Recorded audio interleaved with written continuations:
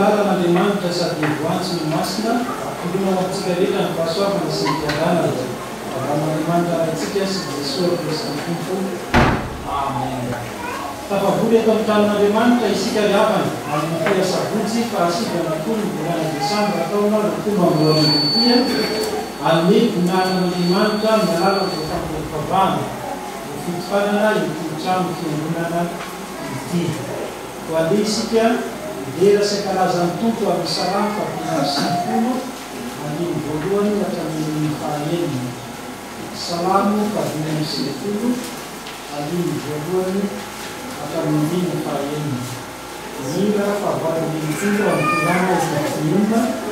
no manaraka izay. Salamo fahafinaritra sy ny folo andiny voalohany hatramin'ny fahaenina. Mira fahavalo-dimy folo ny andiny rehetra. Andeha arahitsangana isika ravana. Iarahantsika mamaky amin'ny alalan'i Jesoa. Avia ao isika iolan'i Jehova, ao isika mampifanina ho amin'ny famonjenantsika, ao iarahantsika amin'ny fiderana isika, ao mampifanina ho azy amin'ny fiderana isika. Andriamanitra lehibe Jehova, apanjaka lehibe ambon'Andriamanitra rehetra izy. Eo an-tany ny fitoerana lalina amin'ny tany, ary azy ny tendrombohitra avo, azy ny ranomasina, fa izy nanao azy, ary ny tany maina dia ny foronim-panana. Avia aoka indrindra sy akoka isika, aoka isika niaraka eo anatrehany Jehova mpanao antsika. Amen.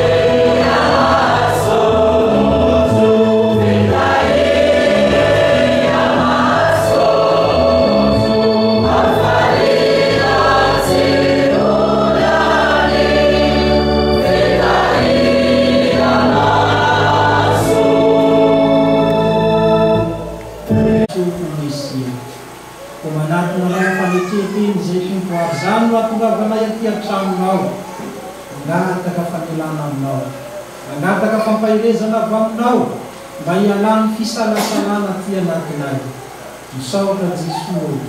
fa na dia mbola maty tao anatin'ny fahotanay zahay, nefa namonjy anay teo amin'ny hazo-fijaliana ianao.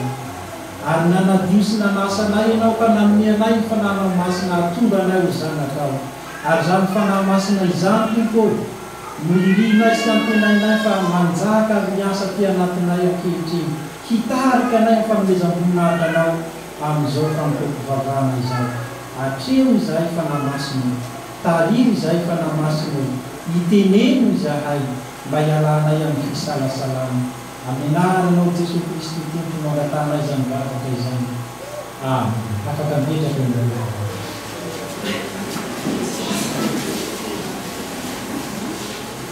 Iroso amin'ny bonika ny baiboly isika izao yapana dia angatana tokony andraikitra natanteraka izany.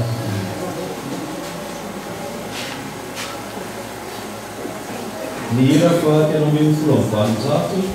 ny andininy voalohany sy ny faharoa no ataontsika ny angatana itsana ny avokoa ny tanora sy ny ankizy rehetra tonga miara-ny vavaka.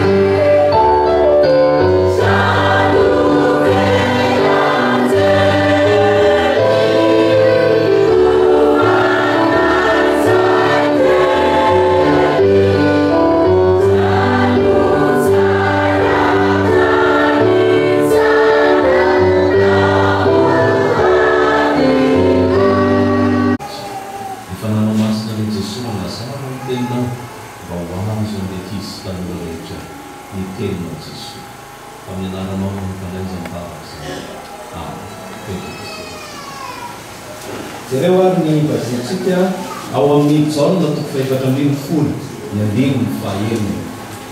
Jaona toko faefatra ambin'ny folo ny andininy fahaenina. Varisitsika ny avatsika. Isika tanora mba misy ometsika toerana ny avatsika. Raha ianaretsika rehefa ometsika toerana. Mandroso atelo to.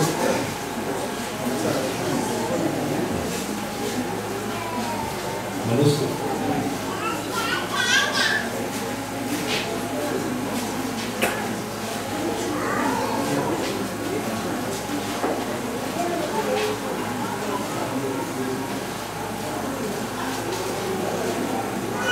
Jaona toko faefatra ambin'ny folo ny andininy fahaenina. Dia raha antsika mamaky amin'ny anaran'i Jesosy manao hoe hoy Jesosy tamina izao no lalana sy fahamarinana tsy misy mankany amin'ray afa-tsy aminy iray. Averisika tsara. Hoy Jesosy tamina izao no lalana sy fahamarinana tsy misy olona mankany amin'ray afa-tsy aminy iray. Jesosy Kristy no miteny eto. Ny tenin'i Jesosy dia mazava tsara. Raha te ho any amin'Andriamanitra isika, raha te ho any amin'ny fanjakan'Andriamanitra isika, raha te ho any an-danitra isika, dia iza no mampiampita antsika any? Jesosy Kristy. Satria Jesosy no miteny hoe izao no lalana, izao no lalana. Zany hoe raha ho any an-danitra, zany hoe ho any amin'Andriamanitra, dia Jesosy no lalana mitondra makany. Jesosy no lalana mitondra makany. Ary tsy misy ankoatran'i Jesosy mitondra amintsika ho any amin'izany fiainana mandrakizay, ho any amin'izany fanjakan'Andriamanitra izay ampanampiarana antsika izany. Hitanareo ankizy mba hanontany anareo inona ary ny asan'ny rambon'omby eo. Hitanareo aomby dia misy rambony arinany eo. Inona ary ty asany? Inona ary ty asany? Kopakalalitra. Inona koa? Hitanareo any amin'ny misy fahatany zany eto Madagasikara any amin'ny hoe Menabe izay fahatany Menabe any amin'ny lehilahy Morondava. any zany misy renirano be dia ny zaza sy ny tanora zany indrindra ny zazalahy zany rehefa epitan'io rano io tsy mahay milomano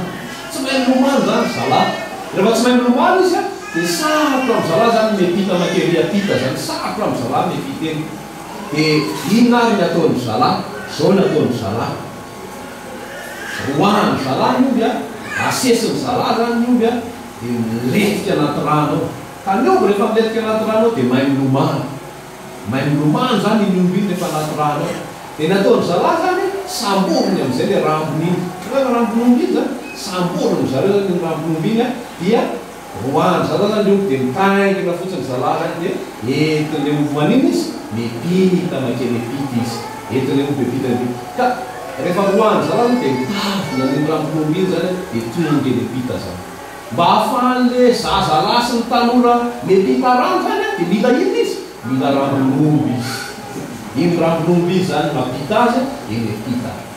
fa izao isika koa dia tahaka an'ireo zazalahy reo zany miampita ho any amin'ny fiainana mandrakizay mandeha ho any an-danitra zany tsika ka ny antsika kristiana tsy rambon'omby ny mampiapita atsika any tsy rambon'omby ny mampiapita atsika any fa iza Jesosy Kristy mila mandray ny tanany Jesosy Kristy isika fa ny tanany Jesosy Kristy no mitarika atsika miampita ho any amin'ny fiainana mandrakizay miala eto amin'izao tontolo zao miampita makany amin'ny fiainana mandrakizay azany raha teo no lohahevitra valintsika efijakemany amin'ny hoe manaiky any Jesoa mesiny iny dikazany Jesoa no mahatonga atsika ho afaka miampita any amin'ny fiainana mandrakizay izy no mirahan'Andriamanitra hitondra atsika ho any amin'ny fiainana mandrakizay ary izy raha teo no ambara ny soratra masina fa i Jesosy no lalana fahamarinana ary tsy misy makany amin'ray fa tsy amin'ny rehefa mahita omby ianao zany miepita rano dia tsara hoe Jesosy no mampiapita makaizy makara ny fiainana mandrakizay satria zany raha teo koa no mandrana izy dia hovakitsika ilay tenin'Andriamanitra mbo tadiditsika tsara hoy Jesosy tany izao no lalana fahamarinana fiainana tsy misy olona makany amin'ray afa-tsy amin'ny vavatsika misaotanao zay Jesosy no ny fitiavana anay fa tonga teto amin'izao tontolo zao ianao mba hitarika anay hiampita ho amin'ny fiainana mandrakizay azany mahatongava anao teto amin'izao tontolo zao mba hatonga ny olona rehetra manaiky anao mino anao ho tonga ny fanjakana misaotanao indrindra izay fa tianao loatra ny zaza sy ny tanora eto amin'izao fiangonana izao ka nampianarinao hiampita ny fiainana mandrakizay amin'ny lalana dia raha izy hoany Jesosy ny tananay fihino sakambino izay hiara-dalana ny mamandraka riva ho any amin'izany fiainana mandrakizay fa mianaranao no fanay izany vavaka izay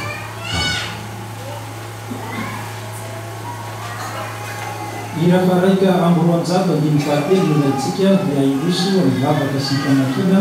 ny soratra masina ireo mpanompo-Andriamanitra.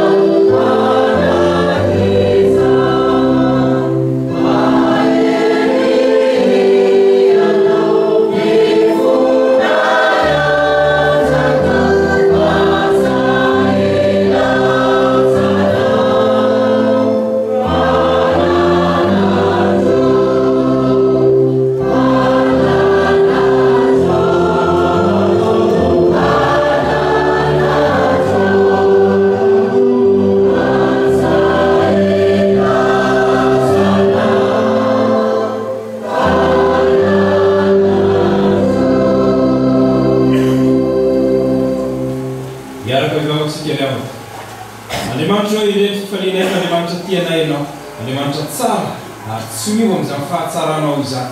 nefa ny fahatsaranao ihany koa dia zarainao ho aminay fa ity ny fotoana izay ahatsiarovana sy andraisanay an-tanana izany fanehoan'ny fahatsaranao Andriamanitra izany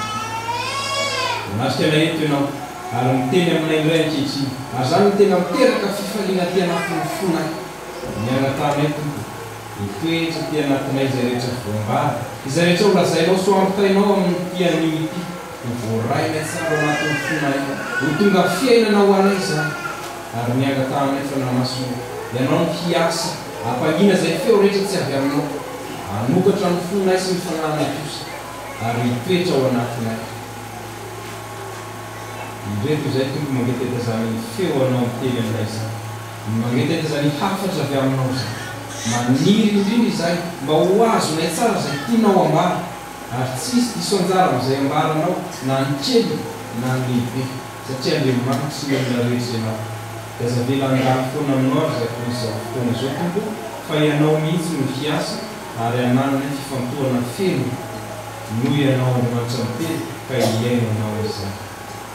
Mpanomponao izay hamaky tona izany hafatra izany koa. Dia fantatra efa Andriamanitra mialo ny lalana ianao. Ianao mampiteny azy ireo. Ary dia ho araka ny sitraponao izay rehetra voambara eto. Fa ataonay zavak'izany ny anaranao Jesosy. Amen. Eraka matanten'Andriamanitra sy kely avao. Dito antsika amin'ny fianarana ity dia arak'izay hita ao amin'ny salamo. Ny salamo toko salamo faharoa. Ny salamo faharoa manomboka amin'ny andininy fahafito ka hatramin'ny andininy faharoa ambin'ny folo. Ny salamo faharoa manomboka amin'ny andininy fahafito ka hatramin'ny andininy faharoa ambin'ny folo.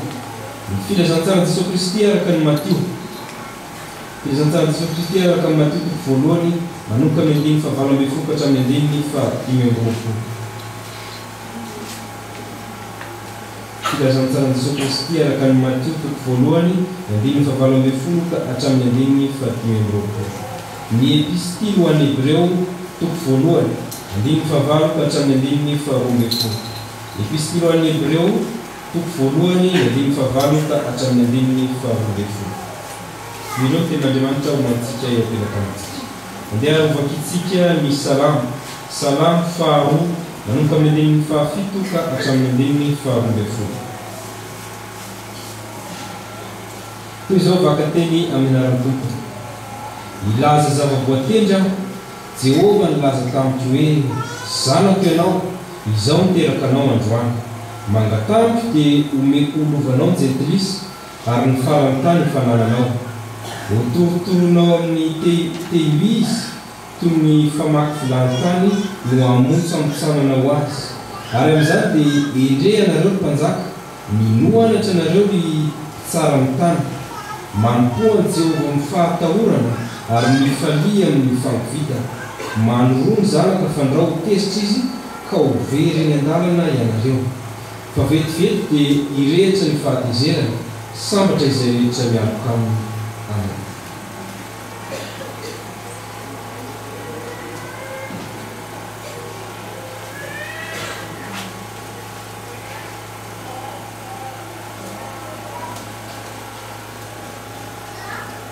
Ary naterahan'i Jesosy Kristy dia toy izao. Rehefa nanaiky Maria reny Jesosy tompom-badiny Josefa raha tsy mbola nivady izy, dia hita fa nitoejaza avy tamin'ny fanahy masina izy. Ary Josefa vadiny izay lehilahy marina sady tsy tahana labaraka azy, dia nikasametra azy mangingina. Fa raha mbola nisena izany izy, ino nisy andelin'ny tompo nisy taminy tamin'ny fananaony. Ry Josefa zanaky Davida, asa matahotra hampakatra ny Maria vadinao, fa ny zazao an-kibony dia avy amin'ny fanahy masina, ka hiteraka zazalahy izy, ary ny anarany ataonao hoe Jesosy. Fa izy no hamonjy ny olona ho afaka amin'ny fahotana. Ary zany rehetra zany dia tonga mba hatanteraka izay nampolazain'ny tompo mpaminany hoe iny ny Verjiny toejaza ka hiteraka zazalahy, ary anarany ataon'ny olona hoe Emmanuel. Izany hoe raha dika Andriamanitra amatsika. Ary Josefa rehefa natsiaro tamin'ny torimaso dia nanao araka izay nandidian'anjelin'ny tompo azy ka nampakatra ny vady. Ary tsy nalala azy izy mandrapitrerany zazalahy, ary anarany nataony hoe Jesosy.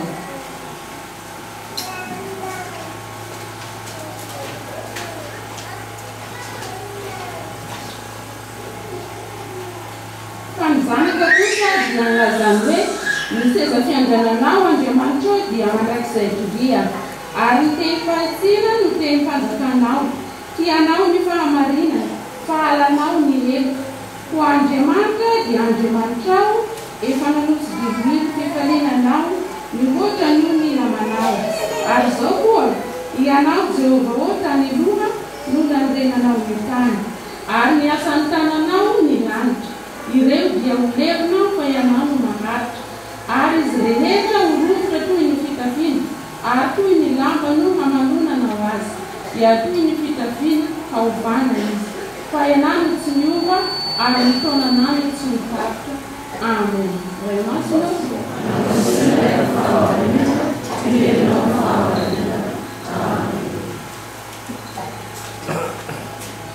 ny ray aman-drentsika voalohany efijery mandeha matory rampandea mahasoan'ny fitandrina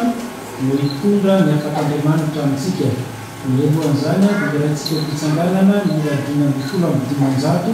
andiny fahatelo araitsangana isika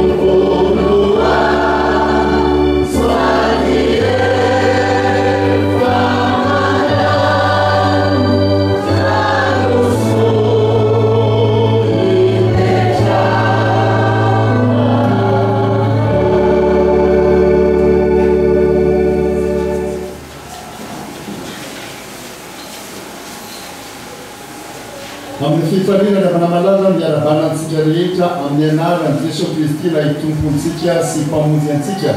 amin'izao fampiovavahana lehibe izay omena Andriamanitra antsika izao ahafahantsika mifaly eto anatrehan'Andriamanitra noho ny fitokanana ity tranon'Andriamanitra eto anaviavy aty amin'ny sonadapahatany ambovombe Kristy rano velona ity izay niarahana ny asa moa zany ekeo aminareo ty ny sonadapahatany raha ny asa teo amin'ny fiangonana Betoka izay akaiky eto moa zany zao ny mpitandrina sy ny fiangonana ho aminy avy aminareo kristianina havana tany ny mpitandrina sy ny voan'ny fiangonana ny tompona raikitra rehetra avy amin'ny efigema isotro fitiavana izay aviany atanynarivandrefana no tonga aty amin'izao sonadapahatany aty ambovombe angoy Kristy ranvelona izao tena fifaliana riavana mahatsiavy fa mahery Jesosy ary mitantana sy mandamina na ny asan'ny fiangonana na ny fiainantsika mpanompona izy dia manome antsika amin'ny firavoravoana toy izao amin'ity sabotsy 9 Desambra akatoky ny krismasy ity. Andao ary hivavaka sika ravanamarana hitsenantsika ny tenin'Andriamanitra ka mangataka nareo mba hamerina izao tombavaka izao ho vavaka hindinantsika isaky ny ato apo hivavaka isika. Jesosy misaotra anao zay raha omenao fotoana ankehitriny mba hianona ny teninao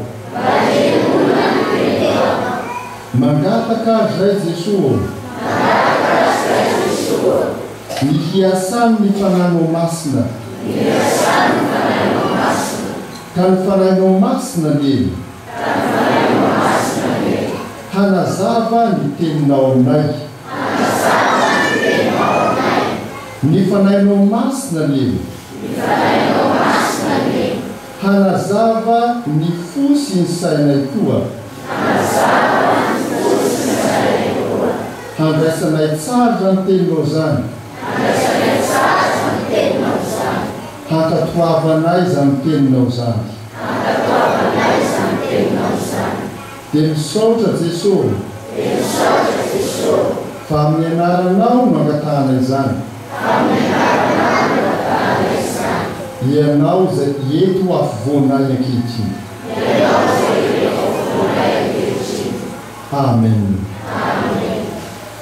Araka nambara toerana malala dia ao anatin'ny fotoana ankatoky ny krismasy isika. Ary ny teny izay menantsika dia ao amin'ny firazan-tsara araka ny Matio toko voalohany.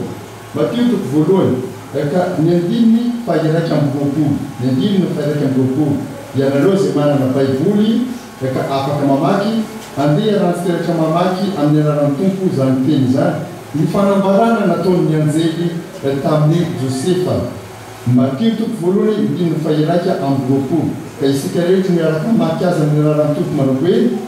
ka hiteraka zazalahy izy ary ny anarany ataonao hoe Jesosy fa izy mamonjy ny olony ho afaka amin'ny fahotana.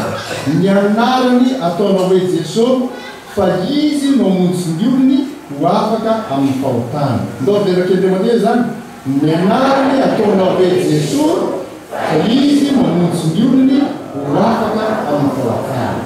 Ny afaka nampitongan'Andriamanitra ary avy malala ho anareo amin'izao fotoana mahafaly fitanantsika hitran'Andriamanitra izao dia afaka tena tsotra mihitsy. Ary mba hitadidirareo azy dia mpianatra tsenjerinareo ahy. Dia nareo ankizy tanora zao mila mianatra tsara ny tsenjery dia ampianareo tsara ny tanàna izy. Izao zany itsenjery zany. Tsy nombo tsara ray izy. Ny fahotana dia loza tokoa. Anareo? Ny fahotana dia loza tokoa. Anareo rehetra? Ny fahotana dia loza tokoa. Tenena rakizy ahy. Rehefa izy reo atelo?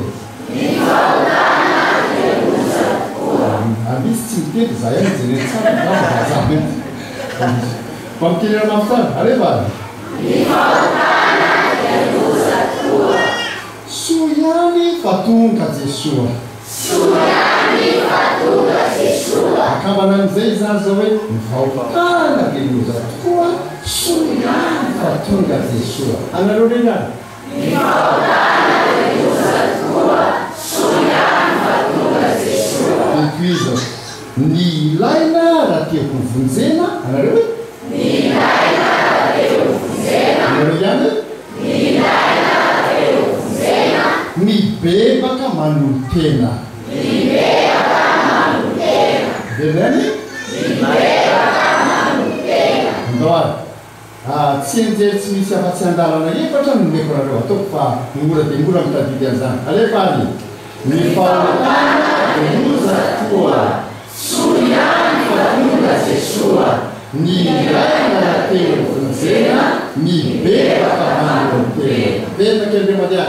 Ny fahotana dia loza tokoa. Soa ihany fa tonga Jesoa. Ny ilaina raha tiako vonjena. Mibebaka manolotena. Ampiana ihany mba ahenanareo ny feo dia mandatsiny. Rehefa? Ny fahotana dia loza tokoa. Soa ihany fa tonga Jesoa. Ny ilaina raha tiako vonjena. Mibebaka manolotena. Iya. Eto ambony tamony avy ramalala tsy misy afa-tsy olona anaboro ihany. Olona roa ihany ny lehilahy sy ny vehivavy. Ka dia atao ary mba angatahantsika ampitiavana ny vehivavy rehetra. Izay mahatsiaro ny teny vehivavy, tovovavy, ny zazavavy, ankizivavy. Ny vehivavy ary no miteny aloha zany zao. Io manzany zao ny olona faharoa efa be va. Anjara ny lehilahy vehivavy zany zao. Ndao ny vehivavy, leka va? Ny fahotana dia loza tokoa. Soa ihany fa tonga Jesoa. Ny ilaina raha tiako vonjena. Mibebaka manolotena. Tena miteny mafy ny vehivavy. Ny antsasako zao tozoa zao no miteny. Lehilahy ndray. Ny fahotana dia loza tokoa. Soa ihany fa tonga Jesoa. Ny ilaina raha tiako vonjena. Mibebaka manolotena. Tamin'ny tilo zany mba hitako hoe mba resy ny vehivavy. Miaraka. Ny fahotana dia loza tokoa. Soa ihany fa tonga Jesoa. Ny ilaina raha tiako vonjena. Mibebaka manolotena. Soratatsy amin'ny trano fisainareo zay soratsenjery zay rehefa lasa. Otavidinareo mahita fotoana mitokana ty trano tia dia mazava ny afatr'Andriamanitra. Ahoana ny afatra? Ny fahotana dia loza tokoa. Soa ihany fa tonga Jesoa. Ny ilaina raha tiako vonjena. Mibebaka manolotena. Ino moa le voalohany teo? Fahotana dia loza tokoa. milaza hoe ny anarana atao hoe Jesosy satria izy no amin'iny hamonjy ny olona ho afaka amin'iny anafahotana fa maninona moa ny vonjena ny fahotana izy satria ny fahotana dia loza tokoa ny fahotana ke tsy zavatra azo loloko na ravana manara ary ino moa zany fahotana zany ny fahotana ravana manara raha miveta ny fiandroany ny fanambarany ny tenin'Andriamanitra ny Genesis toko fahatelo isika ny fahotana dia ny fikomin'ny olombelona tsy ankatohan'Andriamanitra Andriamanitra ny teny tamin'ny Adama sy Eva ray aman-drentsika hoe ireo ny vonin'ny hazo rehetra amin'ity sahivetia azonareo hinanana daholo fa ny vonin'ity hazo eto vonin'ny satia no azo hinananareo nihinana tokoa zareo le vonin'ny hazo rehetra fa le vonin'ny hazo teo vonin'ny sato nihinanana sa tsy nihinanana nihinanana zay le fahotana ny fahotana Andriamanitra amin'ity aza hoanina hoary nefa zareo mihinana ihany azany avana ny fahotana ary io fikomina hanao zavatra mifanohitra amin'ny sitrapon'Andriamanitra mifanohitra amin'ny tenin'Andriamanitra zava-doza io satria talohany nanaovan'izireo an'izany efa ny tenin'Andriamanitra fa miandro zay hinananao an'io dia ninony ho fato ianao zany hoe ny vokatry ny fahotana dia inony fahafatesana azany avana ny mahaloza ny fahotana fa fahafatesana ny tambiny iota hoe fandarana ny tenin'Andriamanitra midika zany hoe tamby zany avana malala dia karama rehefa manoty ianao zany dia toy ny olona miasa ka ny karama omenanao dia fahafatesana ary zava-tory zany ka io fikomina io inona no miendrika isemoa zany fikomina zany le fikomina ny avana malala tsy hoe tsy fankatoavana fotsiny ny tenin'Andriamanitra omenantsika fa indrindra koa io lay fikomina io dia ny fandavatsika tsy hanaiky an Jesosy Kristy le nomen'Andriamanitra antsika omen'Andriamanitra Jesosy fa tsy manaiky andray azy ny olona ary zany ny tena fahotana izany tsy finoana zany diavana malala zany ny fahotana fa io ny mahatonga an Jesosy ampahatsiaro amin'ny Jona toko fahatelo andiny faina ambin'ny folo manao hoe fa toy izao no mitiavan'Andriamanitra izao tontolo izao nomeny ny zanan'ilay toka mba tsy ho very zany tsy ho faty zay rehetra mino azy farana fiainana marak'izay ny fahotana farakampo-ndravana malala dia ny tsy finoana an Jesosy Kristy le nomen'Andriamanitra antsika ary rehefa tsy mankatony tenin'Andriamanitra sika zay nendrika isehoana mandaha an Jesosy sika dia ny vokatra zay manjary miaina amin'ny fiainana raha samihafa rehetra sika manjary manimba ny tenany amin'ny troke amin'ny sigary amin'ny longony olona zany zany endrika isehoan'ny fahotana manjary manimba ny tenany amin'ny fijangajangana sy ny fahatompotonatena samihafa rehetra ny olona manjary miaina ao anatin'ny lainga ny kolikoly ny risoriso ny zavatra rehetra tsy fahamainana izao le olona manjary rehefa lasa lavitra izy satria nandahan'Andriamanitra sy ny teniny ary ny zarak'Andriamanitra me dia lasa izy manompo sampy manompo razana manompo tapa-kazo manompo vato manompo rano sisisisisisisy zany daholo ny avana malala noentiko zany fahotana zany ka ny fahotana dia loza tokoa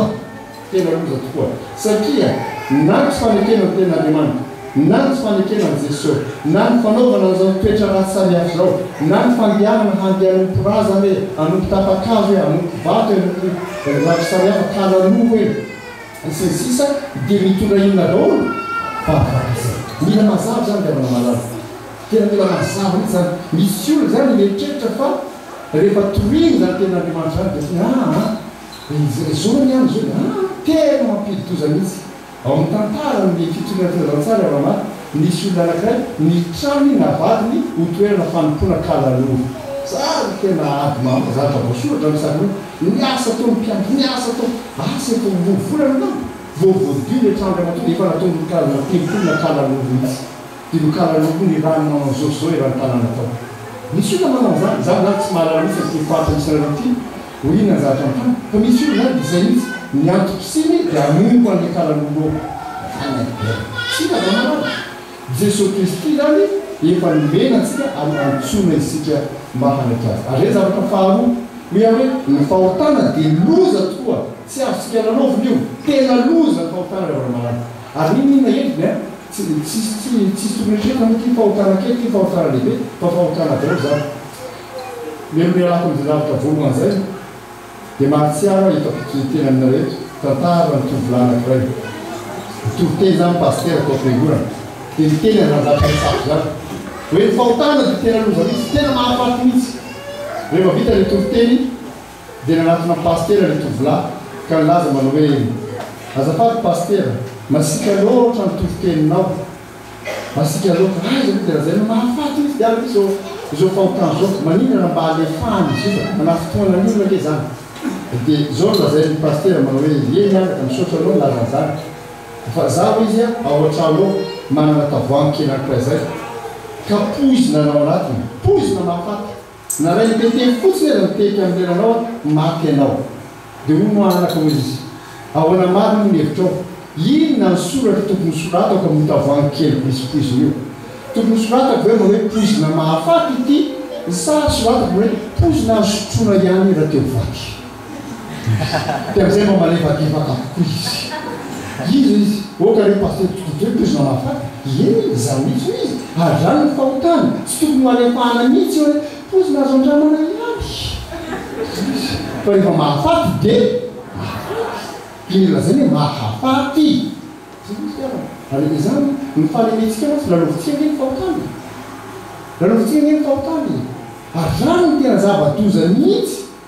eo amin'olombelona fa ambarany tenin'Andriamanitra mazava ny fahotana dia loza tokoa raha ny rahana hamonjy amin'ny fahotana Jesosy raha dia zay fantan'Andriamanitra zava-doza kely ary raha resaka fahafatesana ny tenin'Andriamanitra tsy le maty dia alevina fotsiny zany fa fahafatesana mandrakizay ankely loateraky ny fahotany ary zany ny tenin'Andriamanitra amonjena antsika ravana marana antony falitsika amin'izao andro ny krismasy zao zay voalohany ny fahotana dia loza tokoa dia hoana toyny soiany fa tonga Jesosy tonga zany Jesosy inona mono natao Jesosy rehefa tonga tika am'izao tozao Jesosy ravana malala dia tonga hamonjy antsika izy nanaiky izy a hiasa aloha nandrisiny telo taona sy tapany teo nampianatra izy nanazava izy zavatra lazay pastera Bart eo nanazava reo zao reo olona nareo velo anatin'ny fahotanareo fa tonga zany lalana mamerina anareo any amin'Andriamanitra reo indray andaonareo fa ho any an-danitra angeny nambolona anareo fa tsy ho any amin'ny afobe koa andaonareo za hitarika anareo ho any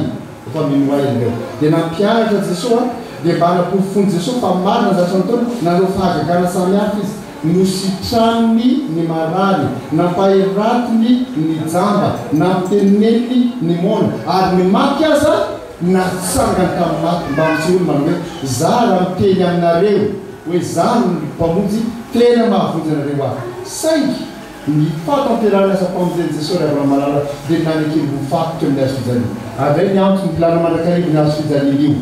ampatsiahy antsika fa efa tena tonga teto amin'izao tontolo izao Jesosy tena efa nandatsaka na rano teo izy io rano Jesosy Kristy io no nanadiovana antsika no nividianiny antsika ho afaka tamin'ilay fahafatesana no ny fahotana mba hanavotany antsika ho amin'ny fiainana sy ny mahazanak'Andriamanitra indray izany hoe isika zany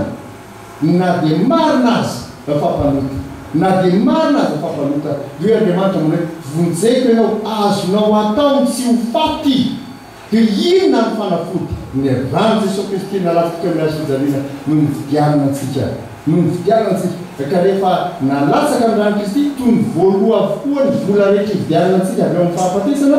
ho amin'ny fiainana avy amin'ny mahazanaky ny fahafatesana sy zanaky Satana anjazanak'Andriamanitra zany ny vaovao mahafady amany zany ny vaovao mahafady soiany fa tonga Jesosy dia maty izy nalatsaka ny rano izy anavotana antsika saingy tsy maty fotsy izy fa nanina koa nitsangana tamin'ny maty izy ary ny fitsangana Jesosy Kristy tamin'ny maty dia anomezana tompo antsika zany manao hoe ianao izay mpanota raha mino ny Jesosy Kristy nandatsaka ny raha manotony azo fijaliana io dia omena Andriamanitra fiainana vaovao ianao zao fa io Jesosy Kristy izay nandatsaka ny rano sy nitsangana tamin'ny maty io mandresy ny hery rehetra tsy misy na iza afaka mifanantona amin'ny Jesosy Kristy resiny daholo fa Jesosy Kristy ny tompo fahefana rehetra ny olona rehetra manompo hery hafa sy olona hafa fahefana hafa dia olona tsy mahalala ny tena mpamonjy zany re zaho rehetra tompotopoiny olona sy atahora reny any am-paladia Jesosy Kristy daholo zany izy nitsangana tamin'ny maty dia nampitreo manao hoe resiko avokoa ny hery rehetra za no mahely indrindra ary raha miavana ny vaovao mahafady zany vaovao mafana ny famonjena zay torina amitsika amin'ny ananganana fiangonana toy zao ravana manaraka ilazavana ity ny mpamonjy tokana mitondra antsika ho fiaina mandrakizay zao ianao tompon'ny tany zao azon'Andriamanitra atsangana ho zanany dia Andriamanitra miantoka sy mikarakara anao amin'ny mahazanany anao zavatra mahafinaritra ravana mahatsapana tena miantoka antsika mihitsy Andriamanitra ilaza kely aminareo azavatra miainantsika zany zao maritsika dia nahazo olana tsy zany nahazo eo tany amin'ny faritra Betlehemy fa zany avana afaka mijoro vavolombelona aminareo fa tena fitahian'Andriamanitra aman-kentsika mihitsy ny olana indrindra ny fotoana mahamaina ny tany indrindra fotoana mahamaina ny tany ampisehoan'Andriamanitra manao hoe rehefa mamangy antsika Andriamanitra mitondra fiainana izy mitondra fahavelomana izy mitondra fitahiana izy ary fanefa n'izao miainanay an'izany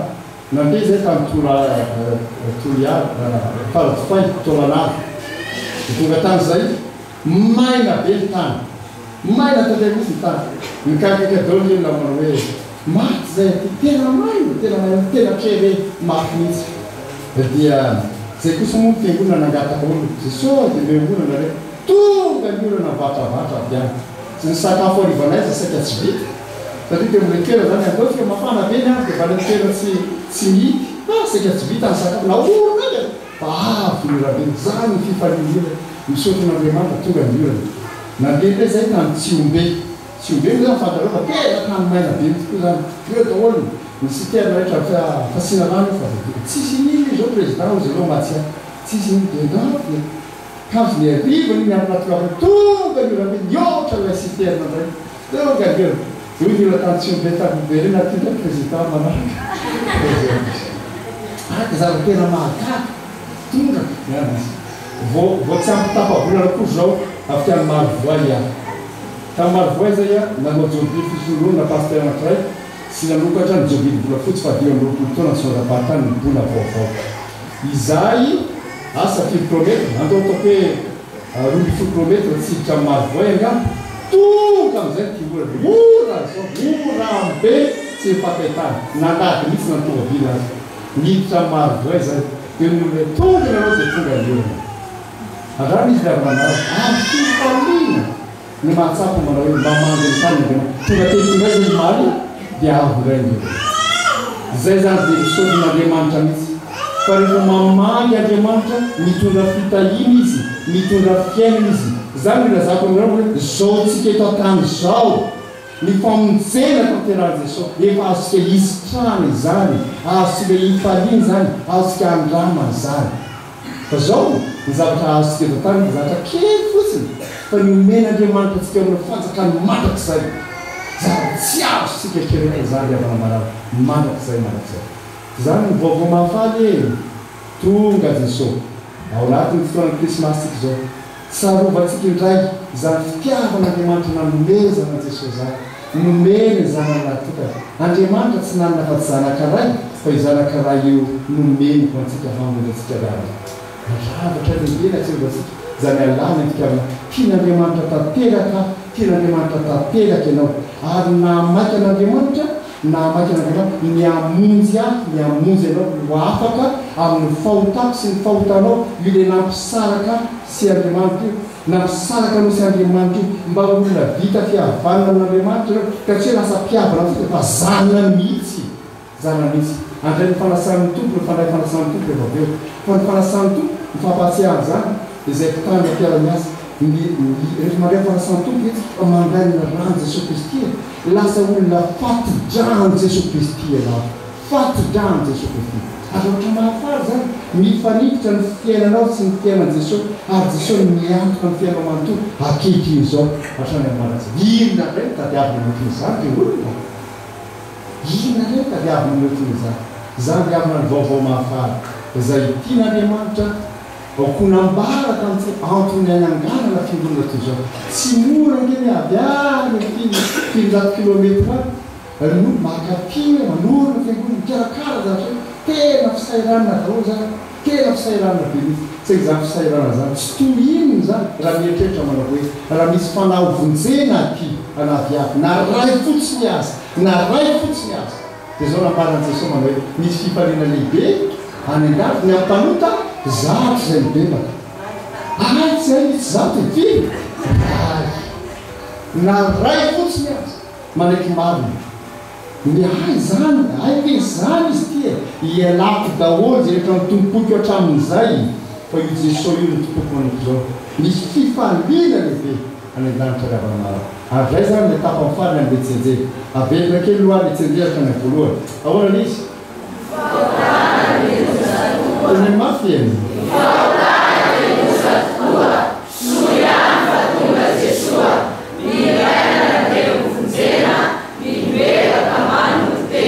ny ilaina raha teo vonjena mibebaka manomtena zay misy lavana maro ina moa dikany mibebaka efa vity zany ny famonjeny satria efa tonga Jesosy efa maty izy efa nilatsaka ny rano efa mitsangana tany maty vita ny famonjeny efa niakatra any an-danitra azy izy dia any izy zao manomana plasy manomana toerana ovatany ke ovatanao zay misy lazany andiana voatra fitoerana vanareo dia le toerana ho azy toerana manao zany efa vonona any an-danitra any nyfantaniny zao hoany anao satsy hoaky zay tsy nyfantanina fa Jesosy tsy movoatany izy hoe tonga ty rano mampitadiava plasy iny anao azy tsy zany akory efa makany izy efa vonona daholo ny toerana ho atsika ireo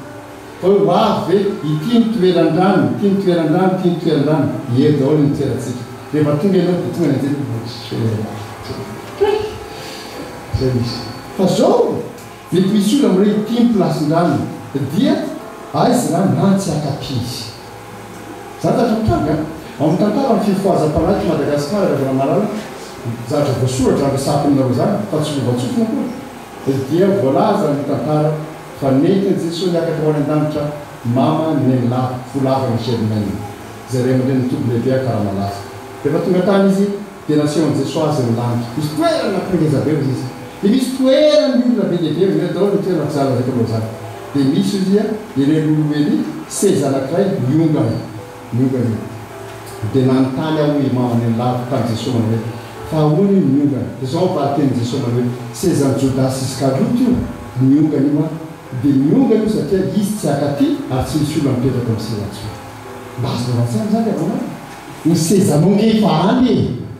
fa ho avy ianao hipetraka any sahaongana ny sezanao azonareo ve zany biako ento zany vaovao mahafana dia inona natao mba hakalesana azy ny ilaina raha teo vonjena maninona mibebaka manana ny atao hoe mibebaka ravana manana dia zao manaiky ianao mandoe ay ve zany tsaraka ny sitrapon'Andriamanitra na zavatra ninako tamin'izay dia manahaka ny mifona ary Andriamanitra dia nanao foana zany na dia tamin'ny lalana sy tokony alehako azy zany dia mifona fa tsy andeha antsoy ahy zany natao mibebaka ravana manana tsy andeha antsoy ary ahy zany andeny anaty tsimo teo fa lazaina tsy any lana fa mianavara dia andeha hanavaratra ary ahy zany atao mibebaka fa tsy andeha antsoy aho zany avy dia antsoina Andriamanitra tsy hibebaka anapa-kevitra mazava hoe ity lalana ity zany tsy le lalana izay nambara tamin'ny fotoana izy nytaroto tsy lalana makany an-dany ty fa makany amin'ny hafobe dia tsy ho antsony ary ahy tsy ho antsony ary ahy dia antsonitsika ravana malala hibebaka aleo zany fanapa-kevitra tsy mora mandrakarivo zany aloha tonga dia lazaiko aminareo mihitsy tsy mora mandrakarivo zany andray ohatra raina roa fotsiny mba tsy resapy zavatra lavabe raina roa fotsiny ohatra raha ohatra ianao zao sorotoka dia andaonao mibebaka ianao amin'ny anaran'i Jesosy dia mibebaka ianao dia tsy manintsony ianao zany tsy misorontsony ianao zany tsy misorontsony ianao zany fa zao ianao rehefa talohan'ny bebanao misy namana mpiaraka mandray consomme aminao zay izy ary le namanao mahita aviletsy anake dia taloha zany ndry tananiny angalanjary samymafy tonga amizay dia esoresorehetra dia eona zany aviletsy ianana manena zany dia misy olona sasany eny aby tsy zay misy ary zay lazaiko moa hoe asaina mibebaka ianao za zany tsy mba mananona aminareo misy tsy manavao fa tsy mora manakanefa koa mibebaka ry avana misy zavatra zany foana misy zavatra zany zany mety misarika anao mibebaka ianao kanefa verenao ndray rehefa avotany tsy tena antsoin'Andriamanitra tena mibebaka mihitsy manapa-kevitra hiala amin'ny fahotana rehetra ohatran'izany tsarako tsara mbola kizy tamin'izany za moa zany zanaka paster pastera dada mbola velany izy tena misy folo taona izy mbola velany izy dia miasa tamin'ny tanàna akay zay dia akaiky ny fotoana riviny dia dady zany totefy zay ny tenin'Andriamanitra hoe zao izy liavana Jesosy ihany ninona fa tsy mihin'ny razana isika ka ny le faritra miasana raha anao famadin-drazana za tsy mahalala misy ny faritra misatsika koa fa ny faritra tena anao famadin-drazana io dada manao ny kristianina tsy manao famadin-drazana satria tsika tsy mino ny fitahian-drazana ampy atsika Jesosy dia Jesosy ihany no mitatsika tsy mino ny fitahian-drazana mazava tsara nytoroteniny dady mandeha nody reky tanora kristianina avy ny aminy ny ray aman-dreniny tsy mivavaka miresaky le ray tenakabeny vore daholo na mianakavy mangatsika ny dadabe fofolosindana dia miteny ny tanora kristianina zao dada zay avy tana-piangonana lazay ny pastera fa ny kristianina tsy mamaky satria tsy mitahatsika andalany fa Jesosy mora manefaka tsara le zaza manaty zany dada dia raha anao nareo any dia tsy manina fa za aloha tsy adrajana fanaterasoa tonga dia miakatrafo lerangary elany mampiaraka elazany veritro zany tsona dia namaka zany dia raha anao tenareo dada tsy manina fa za zany mba tsy aloha tsy adrajana soa zay zany tena hevitra lahy sady niraisy ny antso be tantara marina zany lazay tanareo zany niraisy ny antso be mitsoka le taloha nenjeny eran-tanana misy anay tamin'ny antso be rehefa mitsoka le zaza le tanora dia satria pastera no nitoteny taminy teo nipilipita tamin'raha dia nakany aminay izy pastera ahoana tady avy nydady vonoana enjeny amin'ny antso be fa ino tantaraiky izy mbola setra teo le dada aloha zany rehefa neteo nakatianay tsy sanakao mitsoa fa lasa miveriny dia nefarany mipetraka tao aminay mihitsy Pierre ny anaran'izay tovolahy zay dia mipetraka tao Pierre nanjary fahita-po zay miara-ny aina tao dia dada moa zany mandeha resaky moramora tany amin'le any tany mitory filazantsara dia nanaiky any zareo ny tateoriny leny any pastera hay hoe zany izy any dia mety izy dia miverina tany any Pierre tateoriny fa nahatraky Pierre tao an-trano miara-mipetraka taminay tao ary satria mafy nke zany hoe dada anao miteraka anao zany manenjika anao amin'ny antso be satria mibebaka anao tsy anatatso ny fombalazany mafy nke zany dia no ny amafina zany dia narafo Pierre niala kelikely tao amin'ilay tanàna zay dia nantsona hoe maty Pierre hitanao moa zany za zany tsy mba hakeniko aminareo mihitsy ny fanapahan-kevitsika hibebaka tsy zavatra mbora arakarevako mandainga aminareo raha tsy milazanzany aminareo sainga antsoan'Andriamanitra isika teo any an-danitra venao mitoerana hoe fa vona hoany venao satsia raha hoany ianao mibebaka tompoko manapa-kevitra ianao natohina mety hovidy za fanapaha-kevitra manapa-hevitra ianao mahita mety tanora sakizy betsaka reto dia tandremo tsara anaka fa ny tanora ohatranareo dia miaina mety nitsangatsangana mahatsiravina mihitsy tena mahatsiravina tsy mahalala ny tanàninareo atimo efa nao conférence papia miaraka tamin'ny frère izy moa izy eny pasteur ba frère Eugène le mpiano fiteny amin'ny université matsisy dia nzany izy nao conférence miaraka mpiano nanao conférence tena fa tsy fantatra tsara zavatra misy aty amin'io zany zany iaina tanora mijangajanga efa fotoana ny klia dia efa miray fandrina miaraka matory tsy zany tena kristiana ka mila mibebaka amin'izany mila mibebaka zay vita tany dia vita hibebany fora Jesosy fa izy zany nanao zay tsy tokony atao fa manompo zao dia mba hiampy fotoana masina fanavadiana amin'izay vao miray fandrina zany zany fibebana kristiana eny zany fibebana kristiana fa mitodika aminareo zanakavavy tsy dia mora koa zany satria rehefa tonga le tovolahy tianao tena tiako elahy tena tia mihitsy tiako elahy ho ahy dia izy hoy ny tovolahy polifoy aby eo ny olana eo ny olana polifoy aby dia hoe zany za tanao kristiana taratolo kristiana dia nanino miandro mariage vao miray fandrinitsika ay raha zany izy hipika anaraka mibozy ahy eo zay tovavy dia sasany moa zany dia manao eny ary dia niary amin'ny olo sisy nazany mihitsy anaka aloha azava tsara kosa niazy zany nitezako ny tanora kristiana antezaiky dia ohatran'izao zay reo le tanako kely rehetra ity ianao ity Jesosy ity le olona miaraka aminao zay antsony ny olona amin'ny akapobe hoe sipa ty ianao ty ny sipanao ty Jesosy hoe amasiny tanora nitezay mpanjavitra amin'izany raha ty olona ty mpiandaka an' Jesosy satria te hiaraka aminao tsy miaraka am' Jesosy izy dakala naroso Jesosy miarafo koa zay ihany ny safidy kristiana zay ihany ny safidy kristiana fa tsy hoe Jesosy ndany anao mandeha norelikely nareo dia avika miaraka azonareo le zany enatra be tanora be mitsy masinareo aty dia aloha azavatsara miresaky zany zany natao hoe mibebaka fa tsy miaina anatina fijangajangana ohatran'izany akory aza atao mana fotoana nareo zo zavatra amresary tamin'ny toerana zay nareo mianaka hoe zanak'Andriamanitra fa tsy zanak'akoho ny akoho ny tany rehetrarehetra ny zanak'Andriamanitra mba miaina ny zany mahazanak'Andriamanitra zany mandeha amin'ny fahamasina mibebaka fa inona ny zavatra atao faharoa fa mibebaka manolo tena mibebaka manolo tena tsy ampotsiny hoe za tsy anao an'izany fa tena ny fiainanao misy atolotra ao an' Jesosy Paul dia milazan'izany hoe mangataka aminareo arahalano famimampon'Andriamanitra nanomezana an' Jesosy mba ataonareo iny mba atolotrareo ny teninareo atao iny fa natiravelona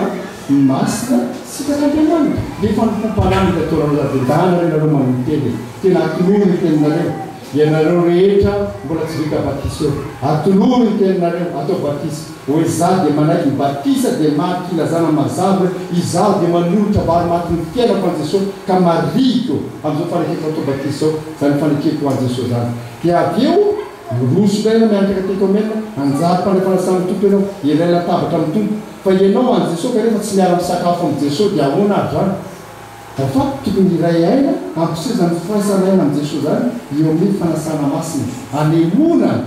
zany fahavonona teny iray aina am' Jesosy Kristy zany dia manolo tena manaiky marina Jesosy Kristy ho tompo manaiky marina Jesosy Kristy ho mpamonjy dia miditra tsara masotombo vavaka tsara miangona zany tsara dia manohy ny fanomponan'Andriamanitra ato anatin'ny fiainana manolo tena mba ho marina zany fanolora-tena zany atao kirako lafa tokoteny lava ny fomba mahazatrinareo arovany fa fotoana lehibe zao fotoana ahafahantsika amin'izao tsotra dia tsotra le afaka nampitondrain'Andriamanitra ary za koa nakivatrika am' Jesosy manao Jesosy mba ataovy tsotra rehefa dia atao komplike zay dia tsotra averina zany avatrany ahoana le izy dia le masana rakisy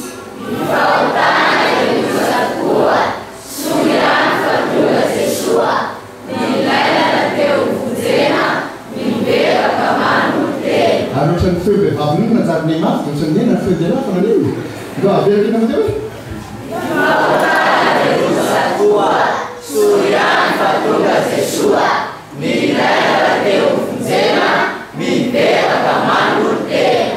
dia aramino ny fiainareo ny avana malala sahi manapa-kevitra hibebaka sy amin'ny tena marina ho an' Jesosy Kristy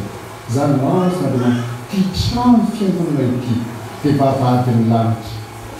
tsy afo ty fa tranon'Andriamanitra tsy vavadiny lanitra dia mifantarina zao manao efa tonga eto vavadiny lanitra ianao hiditra ianao sa tsy hiditra zay nina izy efa tonga eto vavady ianao zany hoe efa tonga tany vavadiny lanitra koa tany vavadiny lanitra fa vovonjo ny olona tonga mivavady sa tsy vovonjy tafiditra sa tsy tafiditra tafiditra ary zany ny zava-trosa iza ny tianao saika avery sa saika vovonjy saika avery sa saika vovonjy iza ny tianao ie saika avery fa ny olona sasany saika vovonjy ny tia no zavady ka tonga eto mivavady lanitra ianao tandreo so saika vovonjy ianao efa matongatonga ihany fa tsy fa namasiny zay nanazava zany teny zany tampony ravana marana hanoratra zany amponareo dia manantena hitanareo any an-danitra raha mieritreritra hoaninareo ary n'Andriamanitra ireo voninahitra amen.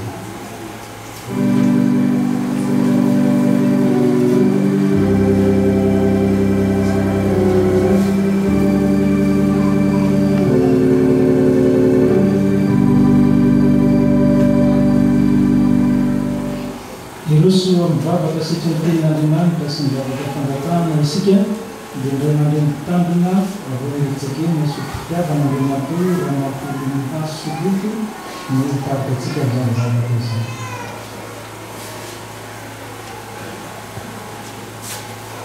Vavaka sika riavaka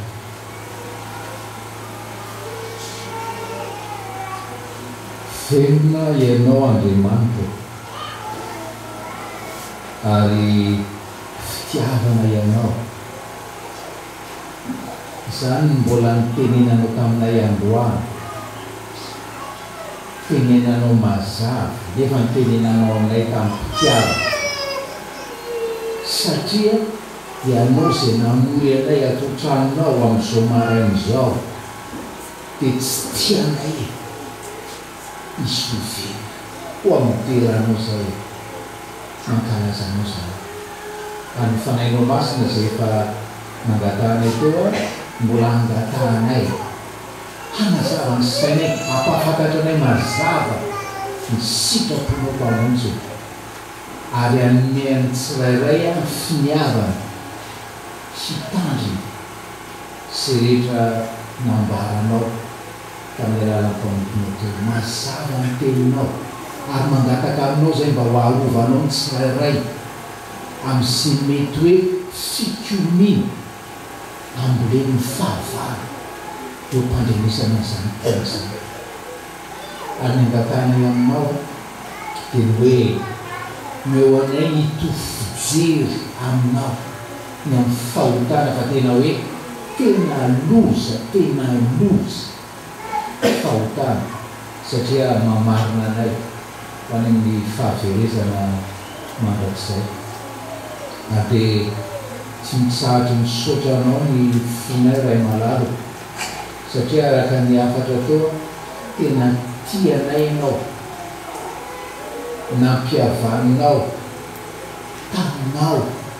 zay le mitondranao fahavalo fahiny, ary tsy nampiavaninao fotsiny fa hoe natsanganao ho zanaka atao amin'i Jesosy Kristy. Foinao ny zanaka ao amonjanay, foinao ny zanaka ao andasaka ny rano teo amin'ny hazo fijaliana, ary nifandraisanay azo tompo sy mpamonjy tokoa no nanangananao anay io zanaka mideranao zay mankalazanao any angatanay aminao. Meo anay ny saina mandrakariva n'izany fahamarinana volana an'izany hoe zanakao zay Andriamanitra, zanakao, tsy fonao, tsy adinonao, fa tena hoe karakarainao isanandro.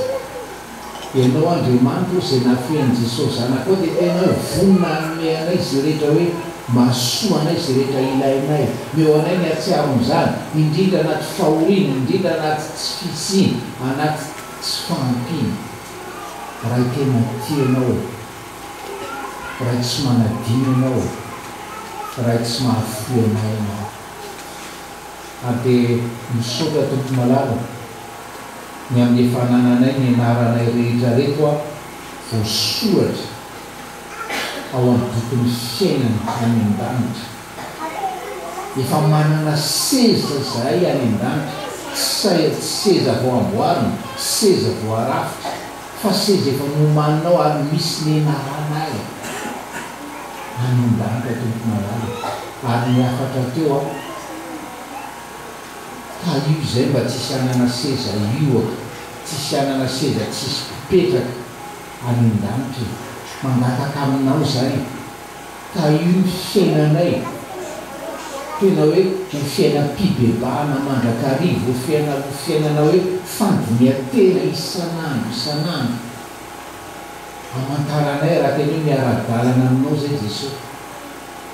hitadiavanay isanandro ny sitraponao, ankamaninay zany sitraponao zany, ary anatanteranay zany sitraponao zany ao amin'ny fiainanay. Saotra manokana ny amin'irety tanoranao reto, saotra tompo, satria rehefa mandinika azy zay amin'izao fotoana zao dia mahatsiaro ny teninao anoto azy eo fanjakan'anay, azavela isovery eo zanaka mpamonjy. Ary araky ny afaka teo ihany, ta io koa fitsoron'ny vavolombelona eo amin'ny ankonana. Ta io reo tanora reo a maro amin'ireo ny fotoana ny ray aman-dreniny ao amin'ny fanjakana tompo malala, amin'ny teny ambara, fa amin'ny fitondran-tena, amin'ny fanajany sy amin'ny fanoavana amin'ny ray aman-dreniny tompo malala. Dia arovy ako izy reo amin'ny fahatanyrany, amin'ny fahazazany, amin'ny fahatanyrany. taio fitoroany vavolombelona any amin'ny fifandraisany amin'ny tanoranamo ary araka niakatra mazava be to raha toka hanana sipa oka tsy misy sipa no ataony ambonina Jesosy izany mangatany anao fa tena ampianaro ireo hoe tena hoe enao mihitsy teny amin'izao fahatanorany amin'izao fahazazany izao no ametraka anao hoe voalohany ao amin'ny fiainana tsy amin'ny resaka sipa ihany fa amin'ny lafiny tenany rehetra ianao dia no voalohany ary meo anay rehetra reto mitombo amin'ny fanekenanao Jesosy Kristy hoe enao iraky ny rainao anafaka anay amin'ny fanaonay sy ny fahazaran-dratsinay rehetra ampahiratra ny masonay amin'izay fahajambanay ampahiratra ny masonay ny amin'ny zava-doza ihany koa reo hoe fitondranteny mety parazanareo enao anafaka anay amin'izay mampandringa anay enao anasikana anay amin'izay mety ratra anay sy ferinay rehetra mpamonjy ary tena hoe tsy ahafantatra anao Kristy fotsiny zay Jesosy fa tena ana fiainana fakatoava fiainana fanekena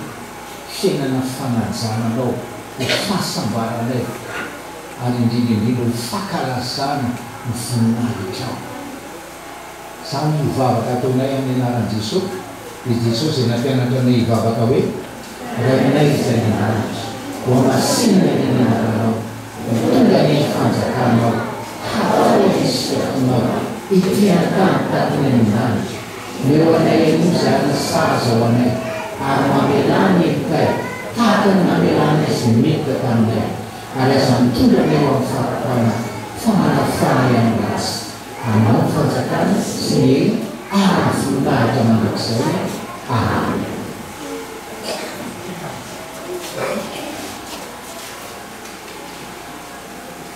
Ira faharoa folo amin'ny efajato ambiny voalohany mombantsika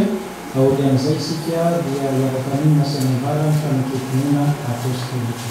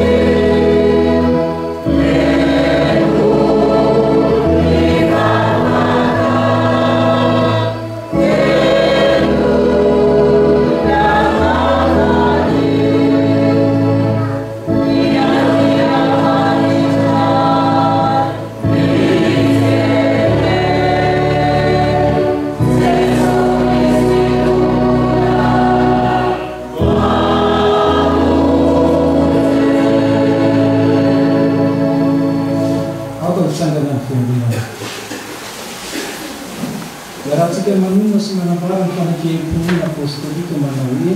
minona sy ny tany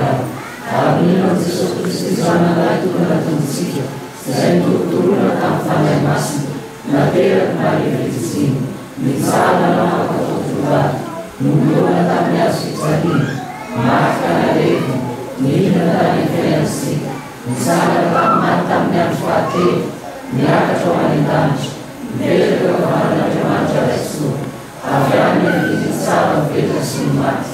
mino fanahy masina fiangonana masina manerana zao tontolo zao ny fiangonana ny olona masina ny famelan-kelika fizarana ny tena ny maty ary ny fiainana mandrakizay. Amen. Afaka mipetraka ianareo. Iroso amin'ny liturgia ny fitopanana zao trano Andriamanitra zao sika ravana dia momana antsika filana fitsikilina no mitarika antsika amin'izany liturgia ny fitopanana izany. ao anatin'ny metojery zake mana fitokana anatrano fivavana toy zao ravana malala dia mizara roa zany mitapa voalohany efa nataontsika teo ambaravarana raha nanao mivavaka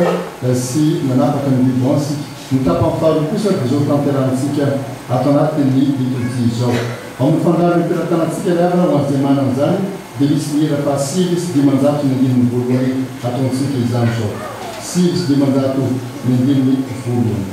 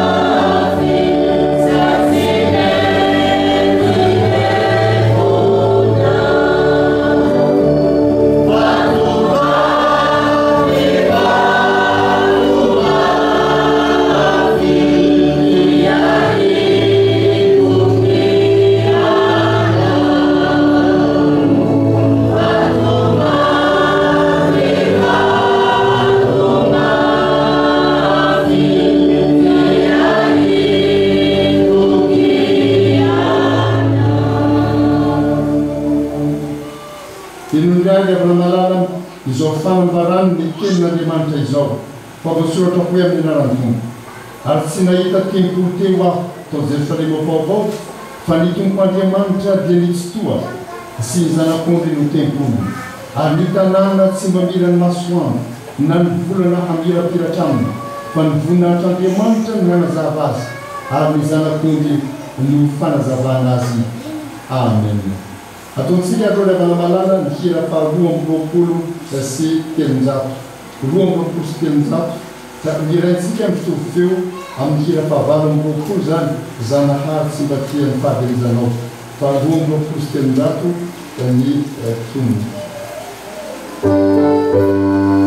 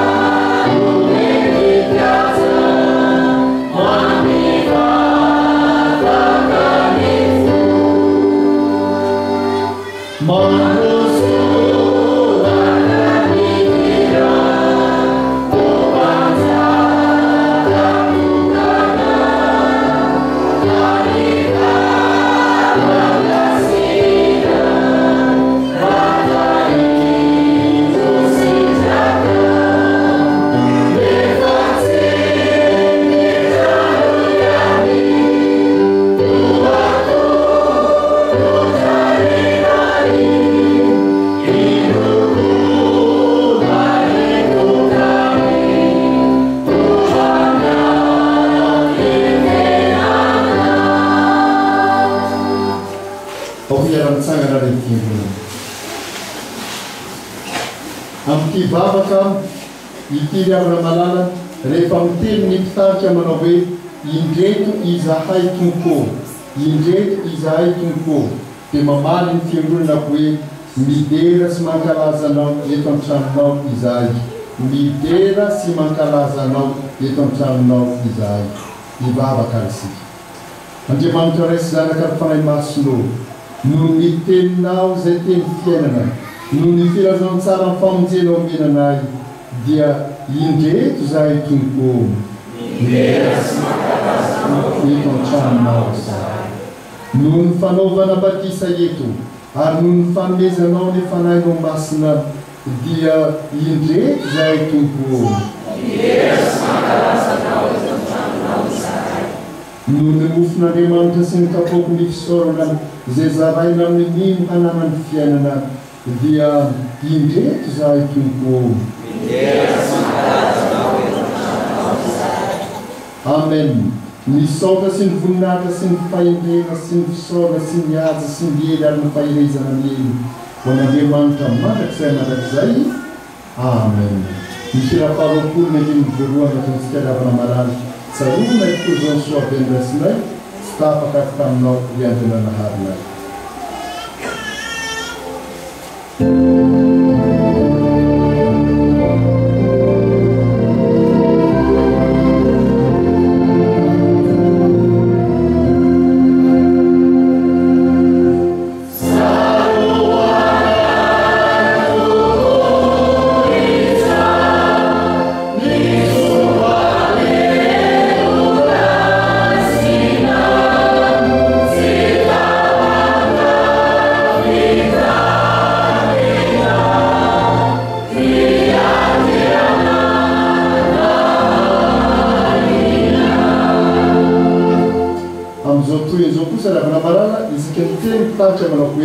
Dia manokana ity trano ity ho an'Andriamanitra isika dia mamaly ny fiangonana hoe amen. Ndao aby ary amin'ny alalan'ny Ray sy ny Zanaka ny fanahy masina dia manokana ity trano ity ho an'Andriamanitra isika amen. Ho fanaovana fampompavahana amin'Andriamanitra amin'ny fiderana sy ny vavaka ho fitoriana ny filazantsara ny Jesosy Kristy nomboana tamin'ny hazo fijaliana nefa velona sy ankarazaina mandrakizay ho fanaponterana ny batisa sy ny fanasan'ny tompo dia manokana ity trano ity ho an'Andriamanitra isika amen. Ho fitezana ny zaza sy ny tanora ho fanamasinana fanambadiana sy ny fiainam-pianakaviana ho fampiononana ny oro sy ny misaona dia manokana ity trano ity ho an'Andriamanitra isika amen. Ho famirapiratana ny fiavana sy ny fiantrana ho fanatanjahana sy ho fampitomboana ny finoana ary ho amin'ny fiandrasana ny fanjakan'Andriamanitra amin'ny fiavian'i Jesosy tompo dia manokana ity trano ity ho an'Andriamanitra isika amen. Dia Andriamanitra tompo ray any an-tany misofanao zahay fa ianona namona ny fiangonana kristiana lelan'ny tany rehetra amin'ny fanahinao masina ho anao ka mahatonga azo tempolo-panahy sy vato velona mioloneo ambonin'ny fehizoro dia Jesosy Kristy ko mangataka amin'ny famindrampinao lehibe izahay sy ireo mpahasoavana ny fiangonanao eto amin'ny tanindrazanay aorena ny finoana ny Jesosy izy ao ka hambina ny asa-pamonjena ataon'ny fanahinao amin'ity fiangonana sy ity trano ity izay atokanay izao mba ho voninahitra ao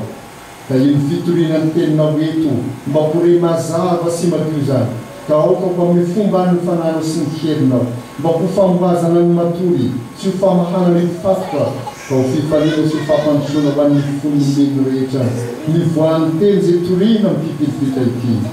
aoka mba hahazo ny fahasoavan'ny batisanao izay atao batisa eto na ny kely na lehibe ary taio ny mpandray ny fahasan'ny tompo manakina ny latabatra eto dia aoka ho trano fivavahan'ny olona ity trano ity ary kenony hataka sy ny fitaraina rehetra ataon'ny olona manefi-tena mba amin'ny fisaorana sy ny fiderana rehetra atao eto ho anao dia mba omeo mpanompo mahatoko mandrakarivo ity fiangonana ity ary aoka isy vokatra ny asany ary rehefa antsona ny olona ho aty an-tranonao dia foazy amin'ny fanahinao masina ny fo izy ireo mba ho sitrany eo tonga hiain'ny fahasoavana ambaran'ny filazantsaranao. Ry Andriamanitra tompo ampandrosoy aminay ny teninao ka ao zany hanaraka anay hatrany tokantranonay sy amin'ny rarany rehetra ary amin'izay lalaka liany rehetra ka io ny taninay sy ny vahoaka rehetra aminay ka io ny manam-pahefana sy ny mpanafaka rehetra dia mampionona sy manampiko izay rehetra ory sy izay olo eo am-pavahoana ny fahafatesana ary efa tonga ny fotoana iarana sasatra ka alevina koa zay dia aoka mampiratana no mifananay ka rehefa tonga ny andro farany dia mba tsanganao mpahasambarana zay ary raisomonina any aminao any Jerusalema vaovao tananao mandrakizay dia tsy mba misy tempolo fa eno tompoandriamanitra sy tosiny zanak'ondry ny tempolo ianao ihary mivavaka ataony amin'ny alarana Jesosy Kristy tomponay ianao zay nampianatra na hivavaka alimbonana indray manao eny rainay izay any an-danitra mamasina eny anaranao hodona eny fasakanao hatao eny sikaponao ikiantany gafiny an-danitra ianao manaimisy any masazy aminay ary namelana iray ary namelana izay meko taminay ary zantondrana any fahatana manafana eny ratsy ary mahafatakana sy mira ary mivoninahitra mandrakizay. Amen. Zao rehefa manana dia misy amin'ny fitotoana ny takela-bato isika dia manasa anareo mba miaraka isika mira faharoapolo andininy faharoso fahatelo no atao zao mandrapahatonga ilay eny ndavariavana.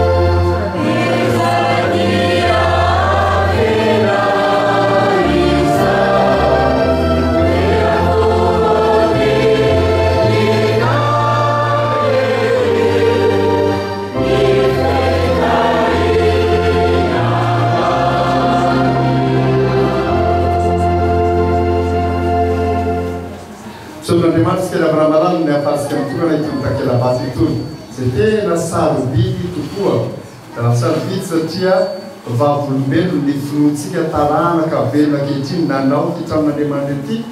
ary fijoroana araka ny teny fanefa iainana Ezekiely manao hoe mpazamenatra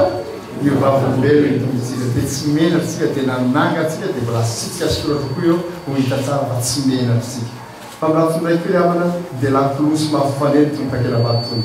zay tarana ka hamaky an'io zany zao ny rino dia izy feo tapotsy mafindray hoe manao hoe zao no nataon'ireo zokinareo tamin'ny finoana zao no nataon'ireo ray aman-dreninareo ary nareo mba ahoana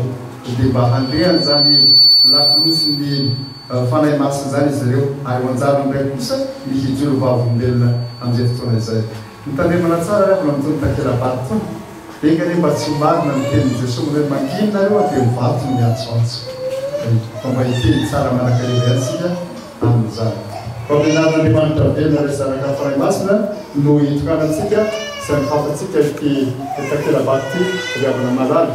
takela-bato izay misy an'izao soratra zao fiangonan'i Jesosy Kristy eto Madagasikara synodam-pahatany Ampovobe Kristy Ranovelona synodam-pahatany fahafito fitandremana anaviavy fahazavana ho voninahitryandriamanitra ireny ho azamenatra no vavolombelona tombontsika Timoty faharoa voalohany andininy fahavalo tapany voalohany fiara-miasa tamin'ny Ezekiely Jesosy fitiavana synodam-pahatany Antananarivo andrefana synodam-pahatany arina fahafolo raha ny tetikasa ho fitosy filazantsara ny nosy Madagasikara sabotsy 20 Desambra 2021 ny filohan'ny Ezekiely mahirako Andriamanitra mitantona ny filohan'ny synodam-pahatany Soja Alvera mpitantona ny Ezekiely Jesosy fitiavana raha maholy miaso Sorofo mpitantona dia ho n'Andriamanitra retony voninahitra mahazo miteka mafitantsika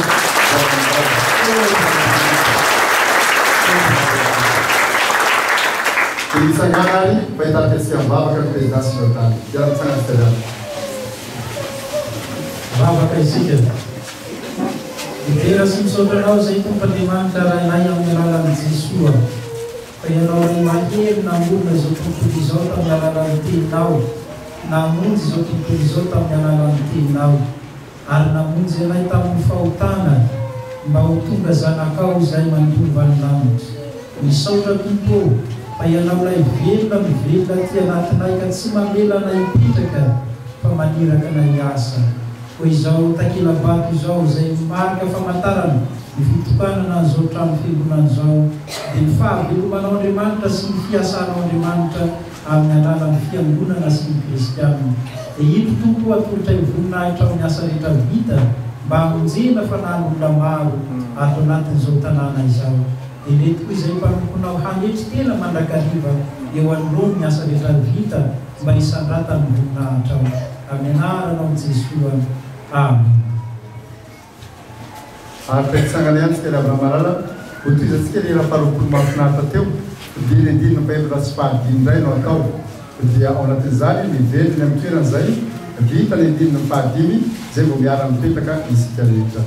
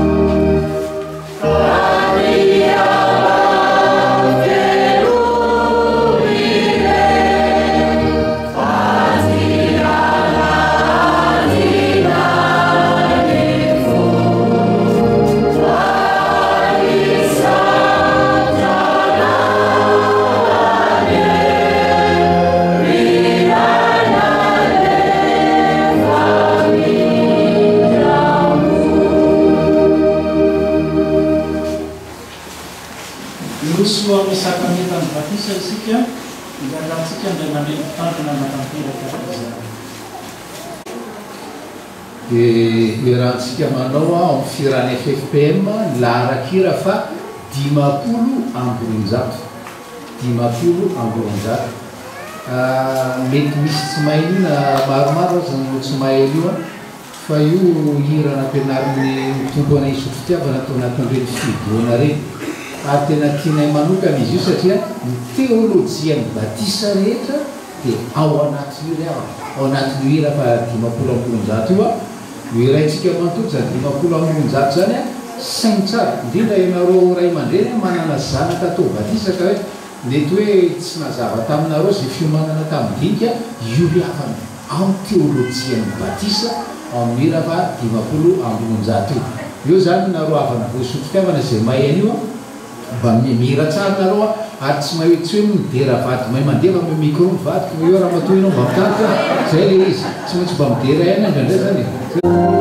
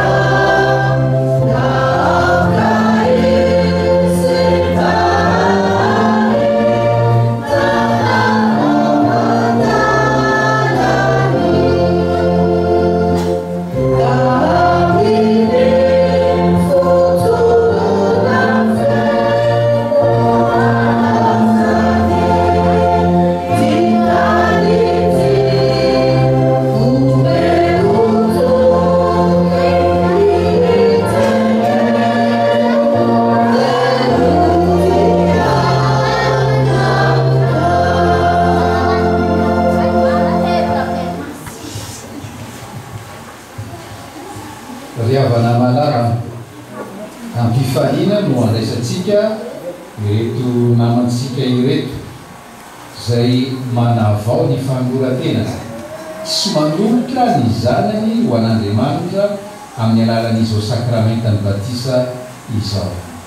Eno miara-ny teny soratra masina anorenan'ny fiangonana ny fanatanterahana ity sakramenta ity. Hoy tombo efa nomena ny fahefana rehetra any an-danitra sy ty an-tany, koa mandehana ianareo dia ataovy mpianatra ny firenena rehetra, manao batisa azy ho amin'ny anaran'ny ray sy ny zanaka ary ny fanahy masina, sady mampianatra azy hitandrina zay rehetra nandidiko anareo, ary indro izao momba anareo mandrakarivo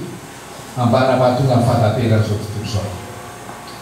Noho izany ary ray aman-dreny miteraka sady mpiantoka ny zaza misy fanekena ataonareo eto anatrehan'Andriamanitra sy ny fiangonana.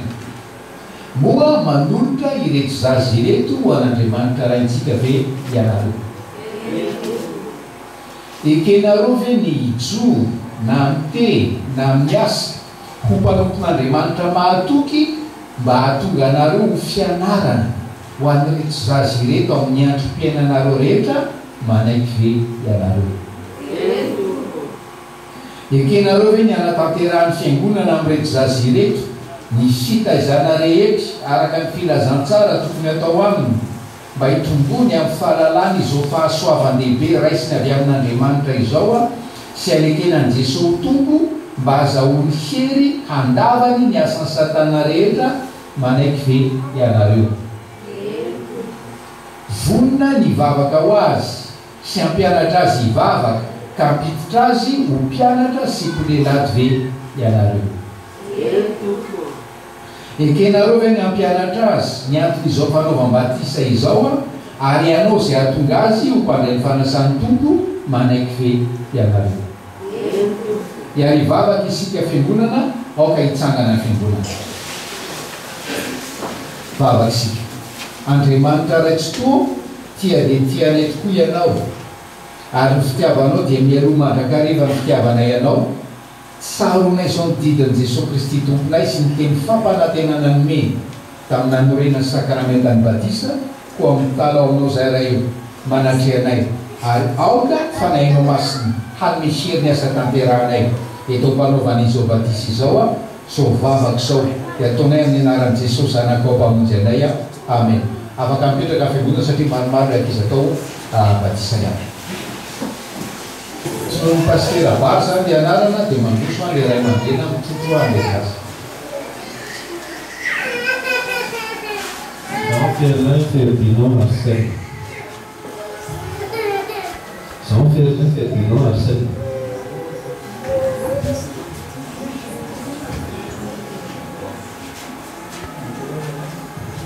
Jean Ferlin Ferdinand Marcel.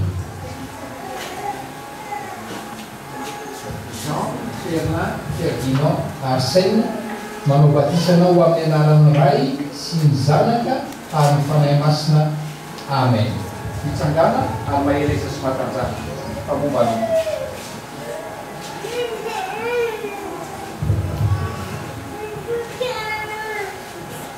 Makiry.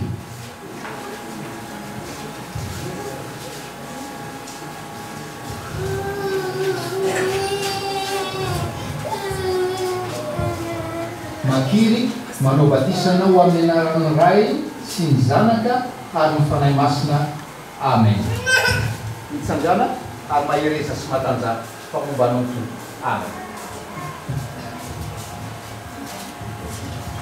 Nathalie.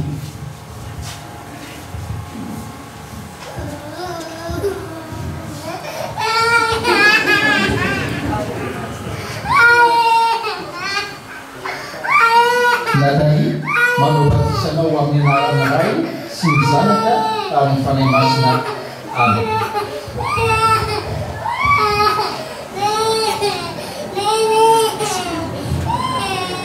Rasoanandrasana Mariana.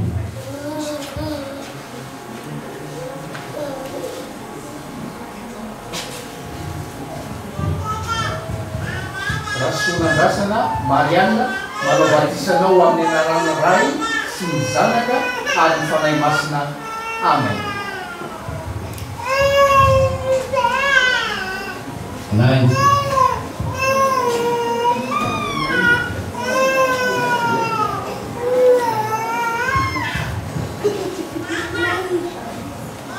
Naiko manao batisanao amin'ny anaran'ny Ray sy ny Zanaka ary ny fanahy masina. Amen.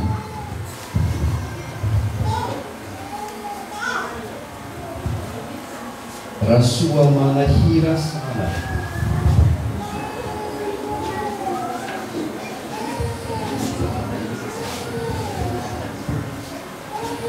Rasoa manahira sana manao batisanao amin'ny anaran'ny Ray sy ny Zanaka ary ny fanahy masina. Amen.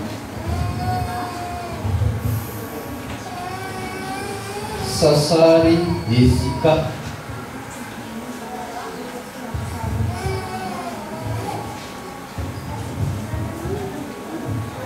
Sasary Jessica manao batisanao amin'ny anaran'ny Ray sy ny Zanaka ary ny fanahy masina. Amen. Rasoa Nambinina. Rasoa Nambinina.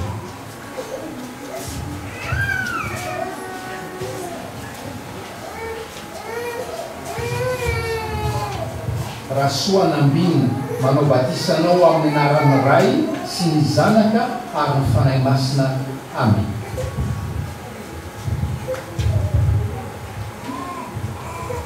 Rasoa Raisoa Inélisson.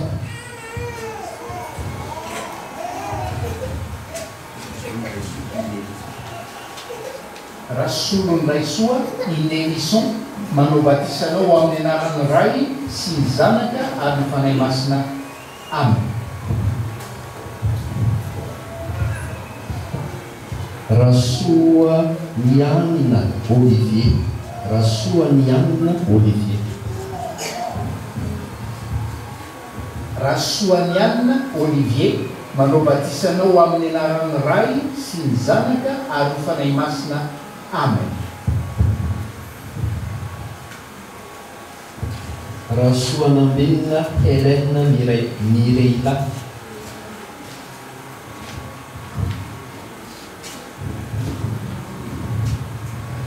Rasoa Nambinina Hélène Mireila manao batisanao amin'ny anaran'ny Ray sy ny Zanaka ary ny fanahy masina. Amen.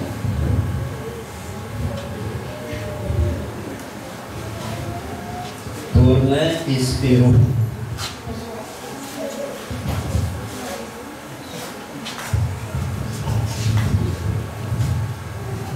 Dorlin Espero manao batisanao amin'ny anaran'ny Ray sy ny Zanaka ary ny fanahy masina. Amen.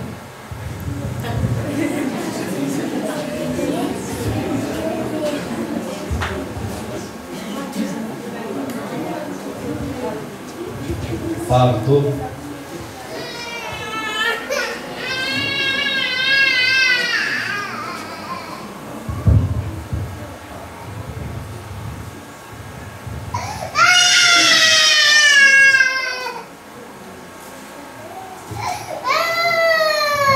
Fardo manao batisanao amin'ny anaran'ny Ray sy ny Zanaka ary ny fanahy masina. Amen.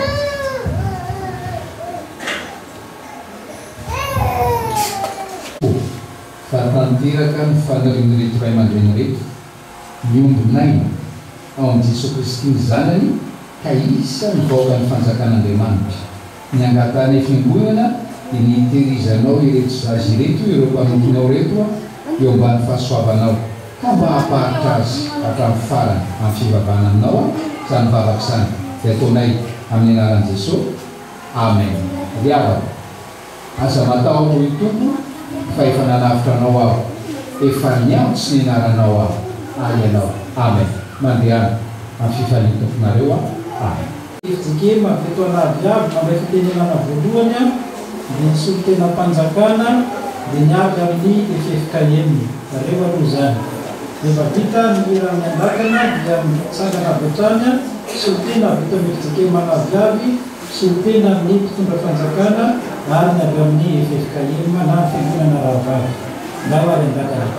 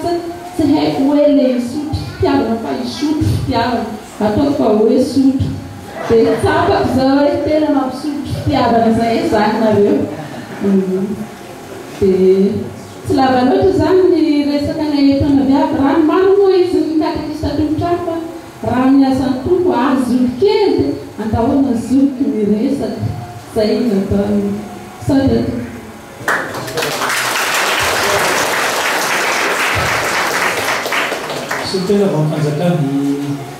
Bentanan.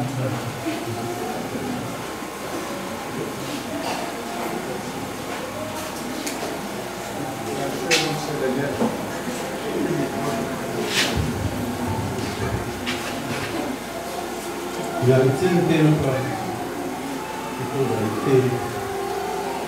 izany hoe dikanana fa tsy raha-miaso teny voalohany dia hoe président FJKM tahaka an'izay nareo miaraka aminy dia tahaka izay koa ny manamboninahitra rehetra izay tonga eto ny fiangonana izay tonga eto avy voalohany misoran'Andriamanitra nahatotosa ary nahazo ny andro amin'ity andro androany isika dia tahaka izay koa engany mba terany manirina ny farany tany aby zay fiangonana tahaka izao fiangonan'Andriamanitra zao dia azo lava resaka fa tsy dia tsy mahay miresaka fa sarotra koa misangana tonto dia engany zao no mamamintsika aby fiangonana fihisoka zao tady dia sotindrina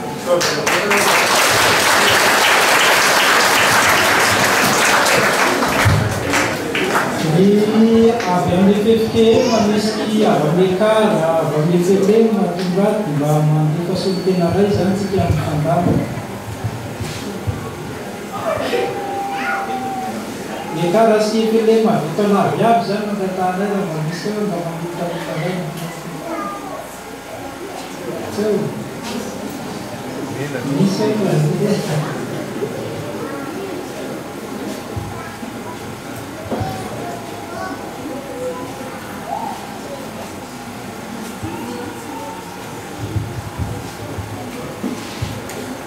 akhirnya mau menikah.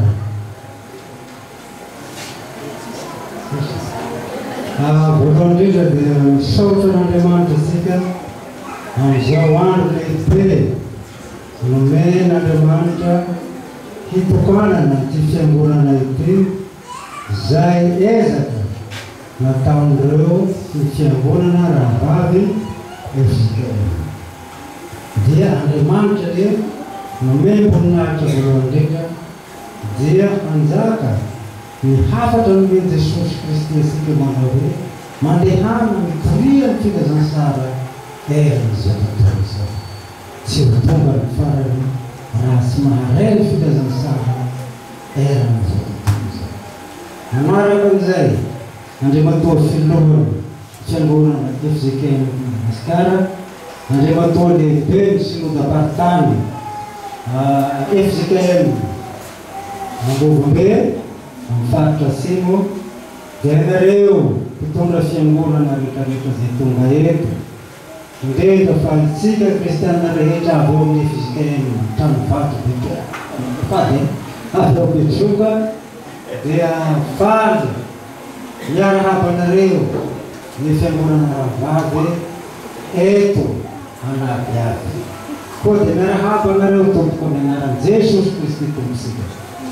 Manaraka an'izay dia fiangonana vaovao tokoa vao nitsanga ka miray ny fiangonana Luterana Malagasy ao amin'ny FFKM. Ary tsy vitan'izay mbola iray koa ao amin'ny fiombonan'ny fiangonana Protestanta eto Madagasikara. Zava-dehibe ny firaisana eo amin'ny fitorenan'ny filazantsara koa dia izao niezaka isika ary zavatra tokana dia ny famonjena an'izao tontolo izao araka ny hafatra nomena asika nomena asika Israely. Ka fisaorana lehibe n'Andriamanitra indrindra fa raha ty tany tia dia ao anatin'ny fitarena sy ezaka mafy ny ty faritra Atsimo ty ny hampanjaka asika ny filazantsara. Koa dia mahereza tompoko aza kivy aza sasatra fa izao no asa asika dia miampita n'ilay hoe vaovao mahafaly amin'ity tany ty. Misy ezaka lehibe ataon'ny fiangonana mandefa evangeliste, mandefa mpiasa mpiangonana eran'ny faritra rehetra hatrany indriry azy efa nisy ezaka natao. Ary eto koa nahino hatao vaovao fa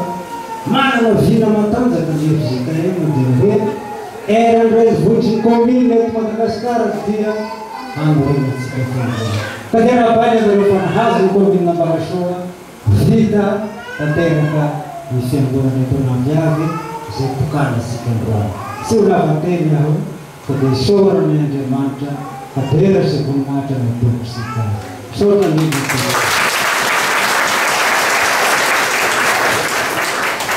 esa ny ako mitovy amin'ilay teny teo ihany tsy misasatra moa isika fa laza hoaka izao vaninany zao dia Andriamanitra nahazo resika azy dia niara-ny saotra sy nidera ary nankalaza azy isika Israely aby teo amin'ny alalan'ny fivavahana sy hataka amin'Andriamanitra. Voalohany dia misaotra nareo avy lavitra, nareo président ny fizitena tonga aty amin'ny toerana eto Anadiavy. Ny tenako dia avy ato ray aman-dreny amin'ny akara rahavavy katolika. Dia faly miarahaba ny fahatongavanareo eto amin'ny toerana Anadiavy. Ny toerana ity dia voatokan'Andriamanitra,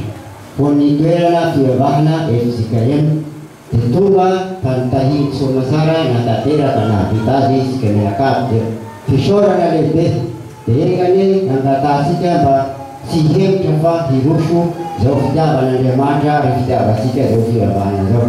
Ohatran'izay ianareo zay avy eo betroka amin'ny efisika ihany na ao amin'ny tranombato rahavavy Israely aby indrindra fa niavy lavitra any commune eto amin'ny commune Ambarasoa dia faly miarahaba ny fahatongavana ary misaotra sika Israely aby. Momba sika menakavy eny ny anaran'i Jesosy Kristy tomponsika fa misaotra tompo.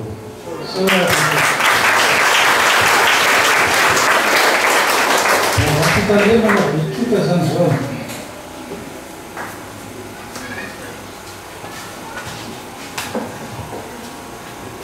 Salamaby. Tonga soa tranonana retoa. Anketo izay ato anatin'ny fitavenana betroka dia misaotra an'Andriamanitra fa nananao vina ny fijekely hamoty filazana tsara misy Madagasikara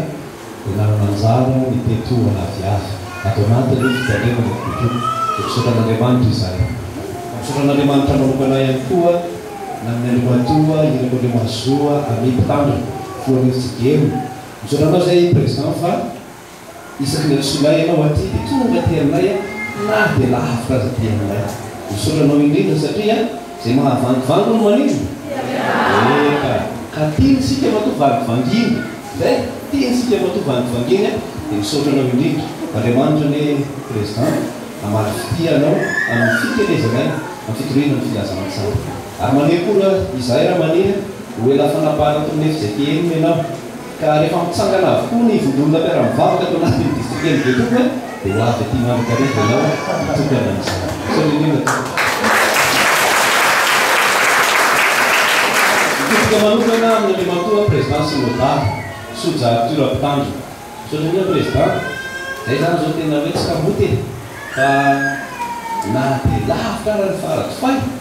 tsy ataonao sakana mihitsy zany tsy hamangina ny fiangonana. Ary tsy netaona aviavy any fa ny voalohana mpiara-mivavaka rehetra ny fiangonana miorina ato anatin'ny fitanemana betroka dia efa voavanginao avokoa. Tena tsara olay fa tianao izay. Andriamanitra manankareko asaofana ny pastera fombanao ampahery anao amin'ny aditsiny anay izay ampisoroanao ary mivavaka ho anao izay mivavaka ho an'ny ankonanao ihany koa amin'ny ady lehibe izay napetraka ny tompo aminao. Misaotra indrindra na pastera. Manaraka izany dia mitodika manokana amin'ny ianareo avy any sotro fitiavana izay tonga délégation maro tariavy amin'ny mpitandrina raha maolony aso sy ireo mpitandrina sy ny vadiny ary aroborany fiangonana sy ny kristianina rehetra avy amin'ny sotro fitiavana. Misaotra anareo indrindra izay fa raha nanle vina ny fijekely dia nikanterahanareo ny vina mananga ny fiangonana no fahazavana eto anaviavy. Misaotra anareo indrindra izay ary faly raha nahita zaza maro natao batisa tamin'ity androany ity fa ianareo zany tena afaka miteny amin'ny tompo mihitsy rehefa tonga ny raminandro hoe indreto izahay sy ny zaza zay nomenao anay. Ary ny zaza zay nataontsika batisy reny ny zaza nataonareo batisy reny dia ho isan'ny andova miaraka aminareo koa ny fanjakan'Andriamanitra zany irinay. Dia misaotra anareo indrindra. Misaotra manokana ny pasteur Siloko izay tena nanampy be lehibe tamin'ny fanatanterahana izao fiangonana mba hijoro ny fahazavana izao tamin'izao. Dia misaotra indrindra tompo fa mamela anareo mba hisaotra olona manokana zay niara miasa manomboka hatramin'ny nanapahany hevitra hoe tena viavy dia le matoso maneneny zany misaotra indrindra tompoko tamin'ny fikelezanay ianao zany tena akaiky amin'ny pastera mihitsy ary ninonina natao taty dia nifampianasontsika amin'ny raha zaozao pastera miasa atao dia misaotra indrindra hitahiny tompo amin'ny asa fampona rehetra fa misaotra manokana azy miraha vavitsika matoa afaka nanao batiste tamin'ity aroan'ity matoa afaka mitoro filazana tsara dia teo ny fikelezanay manizy miraha vavy zay sorany indrindra ianareo avy nisotro fitiavana nanohana anay satria natonga tatia izy miraha vavy raha tsy misy mpanorona saraka taminay ihany fa misaotra anareo indrindra tamin'ny fiarah-miasa ary misaotra anareo miraha vavy tamin'ny fikelezanay mampahery anareo efa mbahitahita sofotra zany zao vokatry ny fikelezanay fandehanana tongotra tany pitsoary amin'ny tanàna teny mandeha tongotra eran'ny tanàna itya dia misy vokatra zany dia misaotra ny tompo dia tianay ny mampafantatra anareo fa ny fitandremana be toka dia nahazo fanohanana avy amin'ny mpiara-miasa atao anatin'ny fitandremana bisikileta efatra ny anankiroa dia omenay anareo ho an'ny katekista Ernestine dia ho an'ny katekista Denise zay ho avy fotoana nateranay azy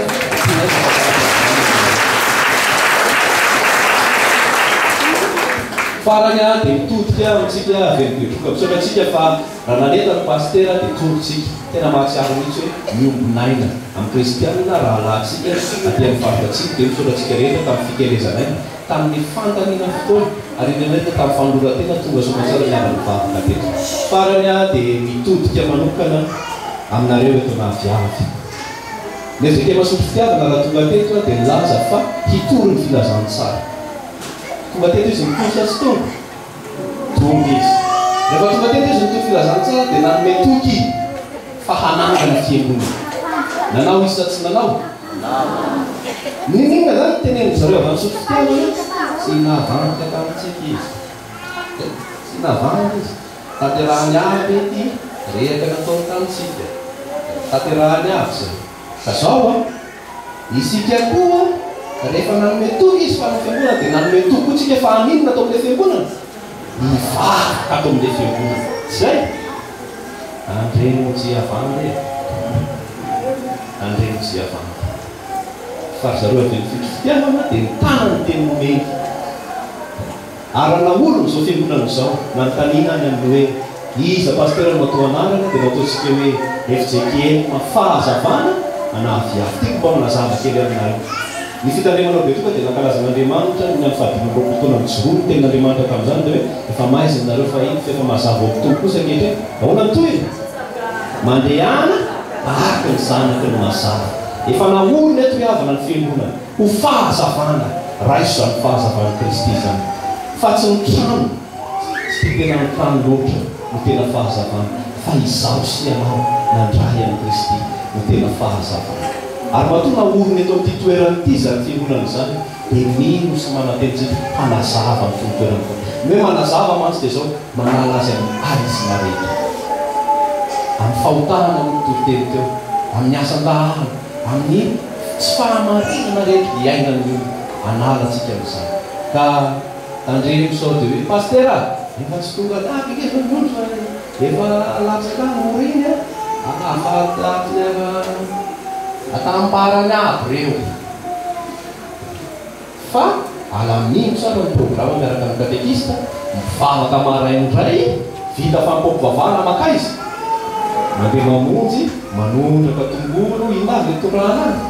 zay ka zay dia mampirisika atsika rehetra tena efa nanoaza ezaka lehibe ny FJKM manontolo mba ahafahantsika mahazo an'izao fotodrafitra azy zao ary reharehantsika FJKM zany dia manasa atsika rehetra samba ho tonga ny vavaka dia samy ho tain'Andriamanitra rehetra ary an'Andriamanitra rehetra ny voninahitra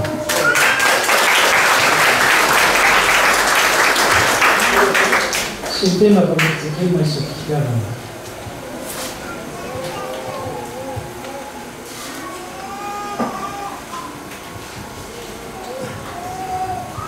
mirahaba anareo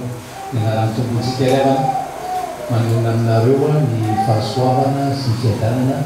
avy amin'Andriamanitra rantsika sy Jesosy Kristy tompo tsy amerina zavatra efa voalaza fa miombina kely amin'ny teny pastera Bary mikasika amin'ny président io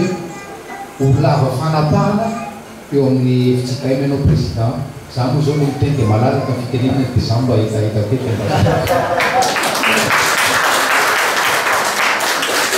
malalaka koa moa tenena dia mitotakena amin'izy rovavy hoe ernestina sy denis nareo aloha hoe manitaina bisikileta fa raha tsy manitaina nareo tena lesy fitiavana le bisikileta mazatsy mahay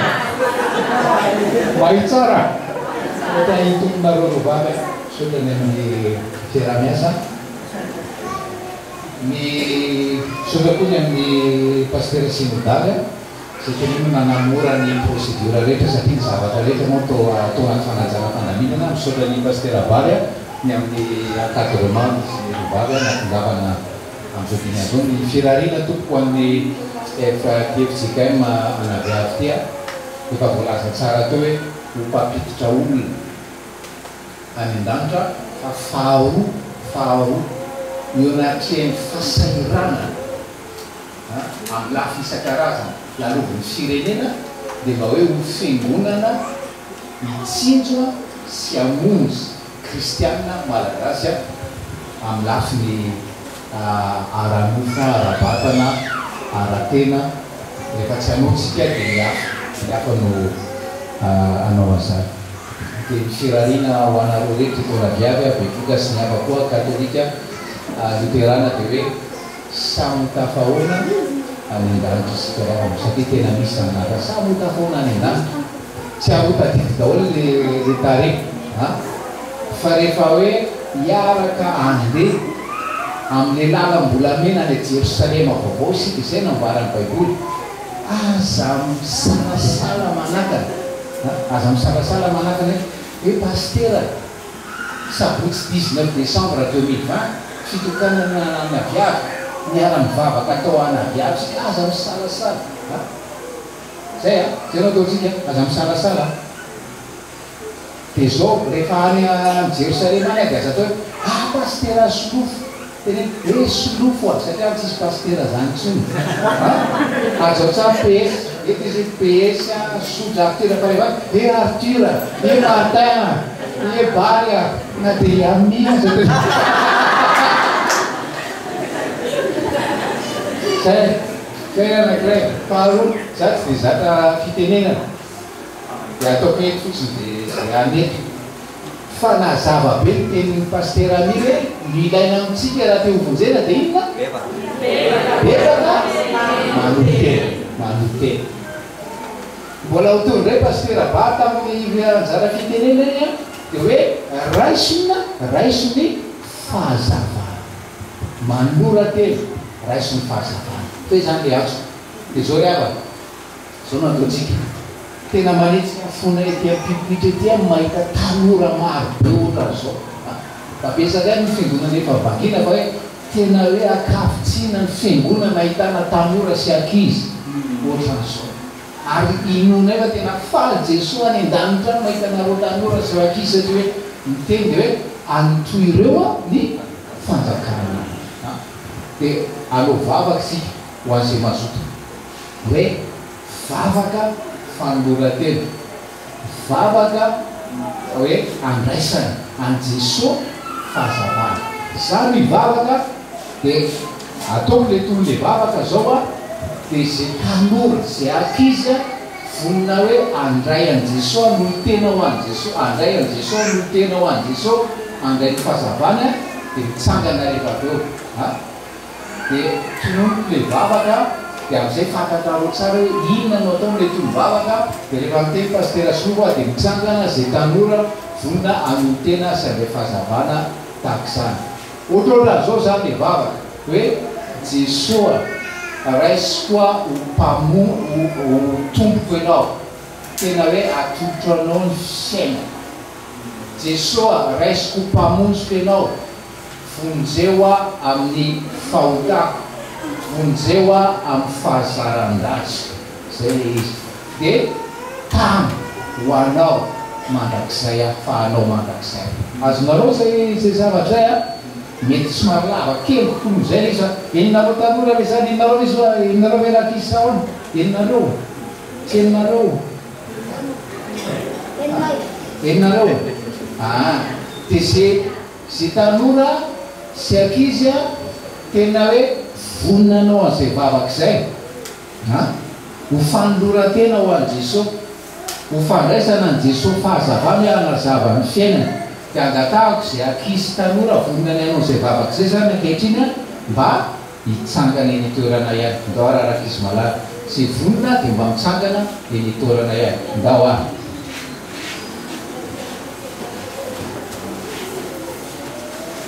Ny ankizy ny tanora dia zay mahatsiaro ankizy zay mahatsiaro mbola ankizy tanora koa afaka tsy manino zay. Ok, vavaka zany vavaka zany pastera Sinobo dia rehefa miato pastera dia averinareo le vavaka zay vavaka sika dinonareo tsara aza manoka sady moa zay le izy vavaka sika. Jesosy raisiko ianao mitonto, atolotro anao ny fiainako, anaovy izay tianao ny fiainako. Jesosy raisiko mpamonjiko ianao, vonjeo amin'ny fahotako rehetra aho, arovy amin'ny fakapana-pahazo ahy aho, vonjeo amin'ny fahoriko rehetra aho, ary idiro ny foko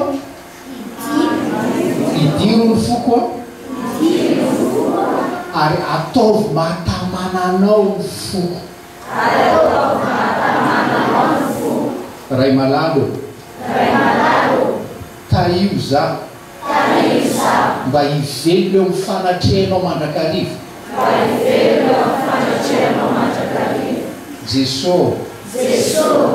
omeo azo fijaliako aho hoento, ka anaraka anao fanahy masino amindrao foa aoka ianao amoa vo ao amiko, dia fitiavana, fifaliana, fiadanana amin'ny anaran'i Jesosy malala nanaovako izany vavaka izany. Amen. Torangapy avatsika ireo zatra sy ireo afaka mipetraka ianareo ho an'Andriamanitra irery ho azy ireny voninahitra. Amen.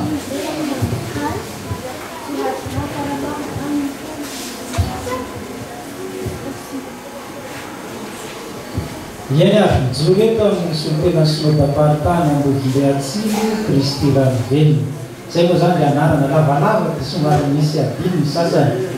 Le tao amin'ny takela-bato tatra milatsaka kely le Atsimo satria misy Ambodibe koa manko le avako any akaiky n'Ambositany. Zay mahatonga le Ambodibe Atsimo. Dia zay vao mitoery hoe Kristy Ranovelona.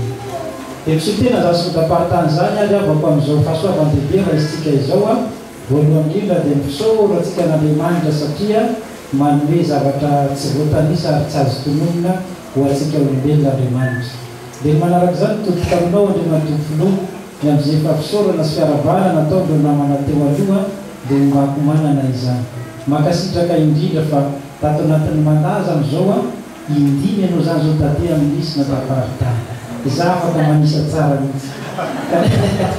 Kanefa ny mandahantsika dia efatra taona ihany. Dikan'izany zany dia farafahakeliny indray mandeha isa-taona ianao tonga taty aminay. Makasitraka indrindra ary araka ny teny teo moa zany dia verena matetika satria rehefa ty ianao dia avy ny orana. Dia manaraka izay misy olona-boankazo kely izay atonitra avy amin'ny Synodam-paharitany satria dia avy lavitra moa ianao dia marika le tompo fa dia Andriamanitra miaino azy. Dia ny manaraka an'izay mitotoka amintsika rehetra avy any amin'ny herintsika mahasoa fitiavana taria Andriamanitra mitandrina amin'ny vady. Pastera angatahako mitsangana, ramatoa angatahako mitsangana. Tsy fantatrareo manko ramatoa fa pastera ihany dia hitantsika ety aloha. Io zany ny vady ny pastera Sinobo hitantsika eo izy ny ramatoa. Dia manaraka azy eo zany ny délégation rehetra izay tariana angatahako mitsangana eny amin'ny toerana avokoa nareo rehetra avy amin'ny soa fitiavana. reo zany tiafatsika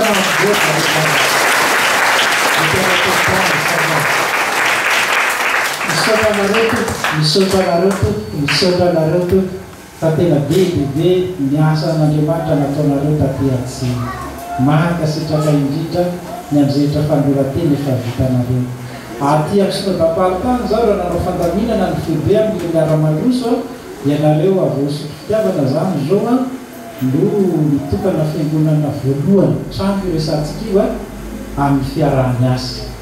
izay mbola eo an-talam-panamboarana avokoa ny fitalemana rehetra ka ianareo zany zao no nahavita voalohany ary dia mitokana voalohany. Misy mbanakazy kely avonay sotoam-paritany atolotra ho anareo amin'azy sotra ndrindra ataoko dia afaka mipetraka anazao. Manaraka an'izay dia ireto avy zao tsika no eto angatahafitsakana zany zao ny aveny Betroka vo amin'ny FJKM zay tonga eto ny aveny Betroka reo ny aveny Betroka teafatsika ho avy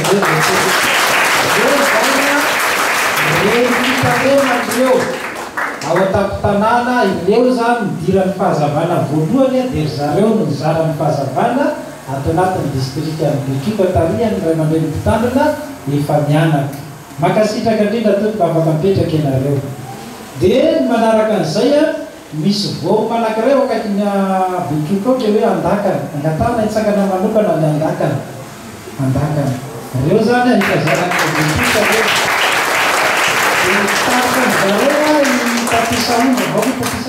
io akopakopatana io zany mitarika zareo sy matandrindra to dia manaraka azy afaka mipetraka andakana naminora vao manaminora tsangana ndray reo indray na aveo naminora eo akany Betroka dia mitarika anazy nomena na rasazo izy akopakopatana io sotrandrindra to afaka mipetraka ianareo. Dia ny manaraka ny avana kely vao vomma kely vao ity hitantsika ato ito zany ray aman-dreny katekista iandry izy mitarika ny vomma any akely vao lalana andalovanareo rehefa ho any an-taninareo sotrandrindra katekista dia ny avana Benato FJKM Benato ao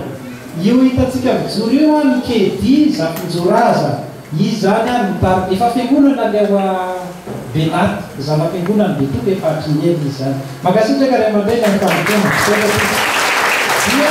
ny avao amin'ny vomma marolima hitantsika ato loatra zany zao katekista nareo zany tragagagaga ao no katekista Ernestine hitantsika io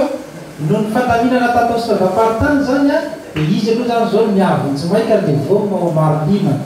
ariany rehefa lariany rehefa ny Benato zany misy an'izay dia fandaminana moa zany ampandrosoana ny asan'Andriamanitra sotra katekista fandaminana misy aloha avy any mafinaritra mbola tsisy mbola katekista ihany koa miandraikina an'izay mafinaritra zay. Dia manaraka an'izay ny avy any Jangana misy ve to tsy tonga izy ie dia ny any Jangana zany voma vaovao koa izy io dia angatahako hitsangana ray aman-dreny mpitandrina Marta izy efa mianaka aiza raha matomo ay any an-tanàna i pastera Marta izay hitantsika eto io zany izy no mpitandrina tenena hitondra ny voma any Jangana zany any amin'ny 98 kilometra ngala Betroka mianavaratra andefa anany zany. Dia io zany mpitandrina vaovao voandray posta mihitsy izy zao apetraka amin'ny Laroby zay zany izy naterinany makasitraka raha aman-dreny mpitandrina dia ny faran'izay dia no tsy hainganono dia ianareo eto nahaviavy izay fototra izao fahasoavany zao angatahako mitsangana kristiana rehetra FJKM avy eto nahaviavy tariany ray aman-dreny katekista Denise anahaviavy rehetrarehetra ekizy ataoekizy kely rehetra mitsangana reo zany arabaina manokany ianareo anahaviavy fa nahazo filazantsara nahazo tranon'Andriamanitra vaovao manana katekista mitarika inona koa zay koatr'izay efa kompleny avao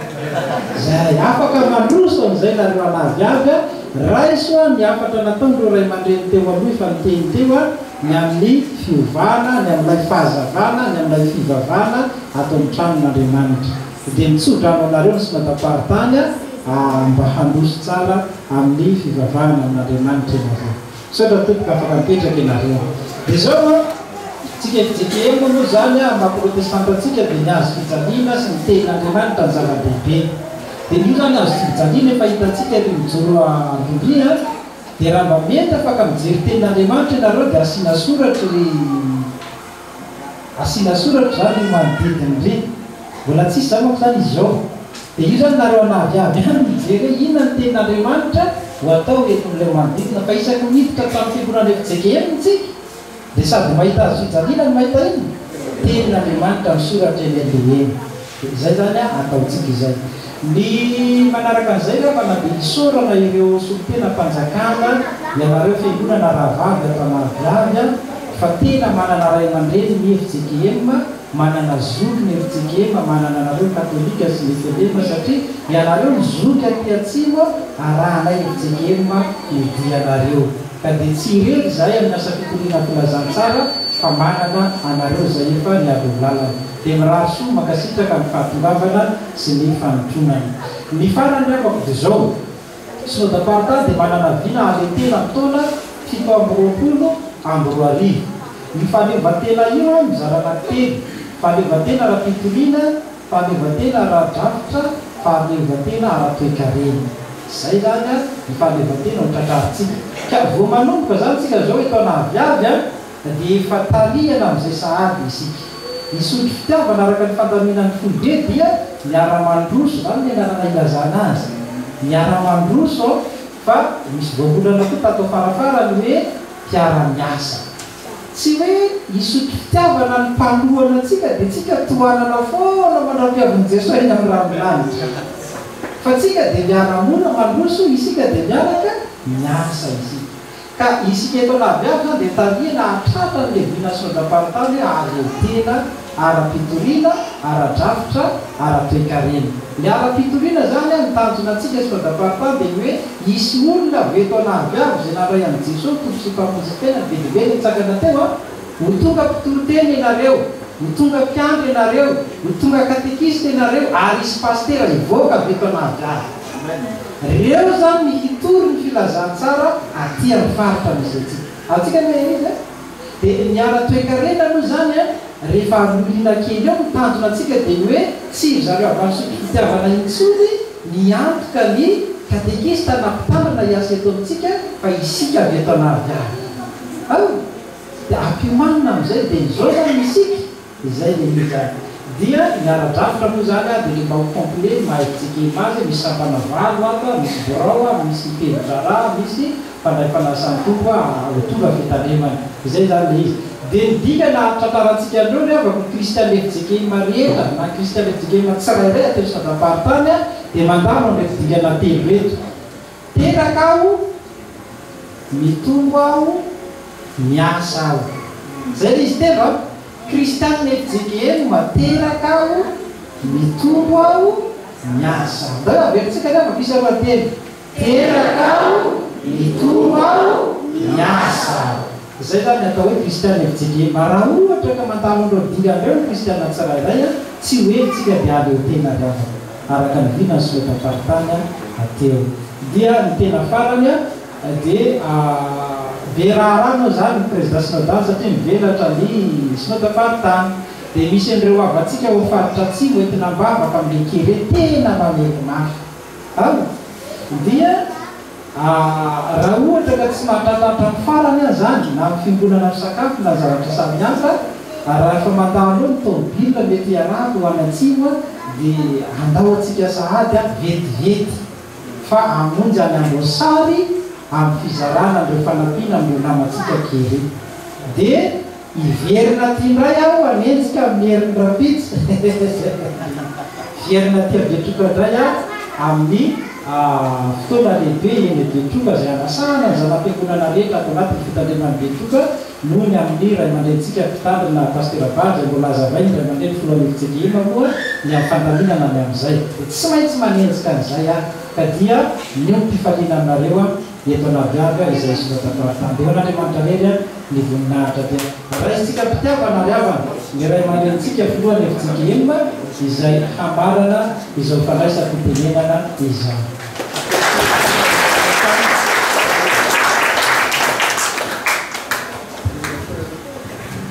miaraky sy midrika to fa dimy reny zavatra lehibe tena lehibe tena lehibe tena lehibe fona to raha ao tompoko le olona tompony tany teto anaviary ka nanolotra zany ho an'ny fiangonana nampafatary zay fa ao le tompony le tany